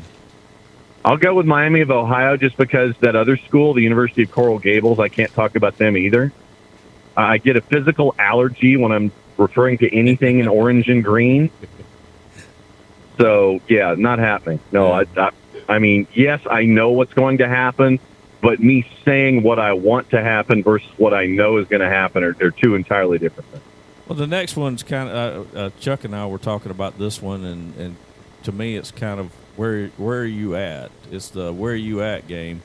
Georgia where Tech, are you at, Bowl? Yeah, Georgia Tech and Louisville. We know Louisville's picked by 8, but where's Georgia Tech at this year? And that's going to be the question for Brent Key. I thought it was the right decision to hire Brent full time, and you're going to have some You're going to have some transfers coming in, playing their first games. I mean, there's a discussion that maybe Tom Blaylock is going to be getting some reps and some plays for Georgia Tech in this one. No, this is an interesting petri dish game for me when it comes to what you're looking at with Georgia Tech. I think Louisville ends up probably winning by 10 or so by the time we're done. But it will be an interesting look-see into the soul of Georgia Tech and what we're looking at from Brent Key. Yeah. Next one's Stanford and Hawaii. Stanford's picked by 7. Can Hawaii be in 2 places at one time? That must be next week. Yeah. I think we're looking at. We're looking at some games. Yeah, next I looked week. at that too. I think that we're looking at the schedule and it's got the September 2nd games on there. So September 1st. Well, I mean, if Hawaii was going to run split squad, I was going to sit there and go, man, that Stanford game might be trouble. But unless they're going to unless they're flying from one game to the next, and they're going to physically play a doubleheader. So we'll see what happens. But do a touch and go in Palo Alto where they hit. Exactly. Yeah. Coach and I, Chuck and I call him Coach because he did coach at one time before he got kicked out. Before I got fired. Before he got fired. But Coach and I were talking. We're talking about high school football. We talked some about college football. Really, today, traditions aside and all that, with the talk about, ACC wasn't going to take some, wasn't interested in expanding, and now sure they were. Now you're hearing they are having. Yes, guys, we got 2 minutes. Now we're looking at, they're in talks about expanding again. Of course. What are your thoughts? I mean, the thing that changed it was Sanford said they would not pull any revenue for 3 to 5 years. Something like that. Yeah. Well, that's the same with SMU too. I mean, Sherwood Blunt. All you have to do is watch Pony Excess and learn about Sherwood Blunt at SMU. But Stanford ain't hurting for money, but they're hurting for a home. Yeah. And that's the big thing here when you're looking at that situation. Galactic realignment's not over with. It's going to be interesting over the next handful of years to see how things grow and evolve from where we are.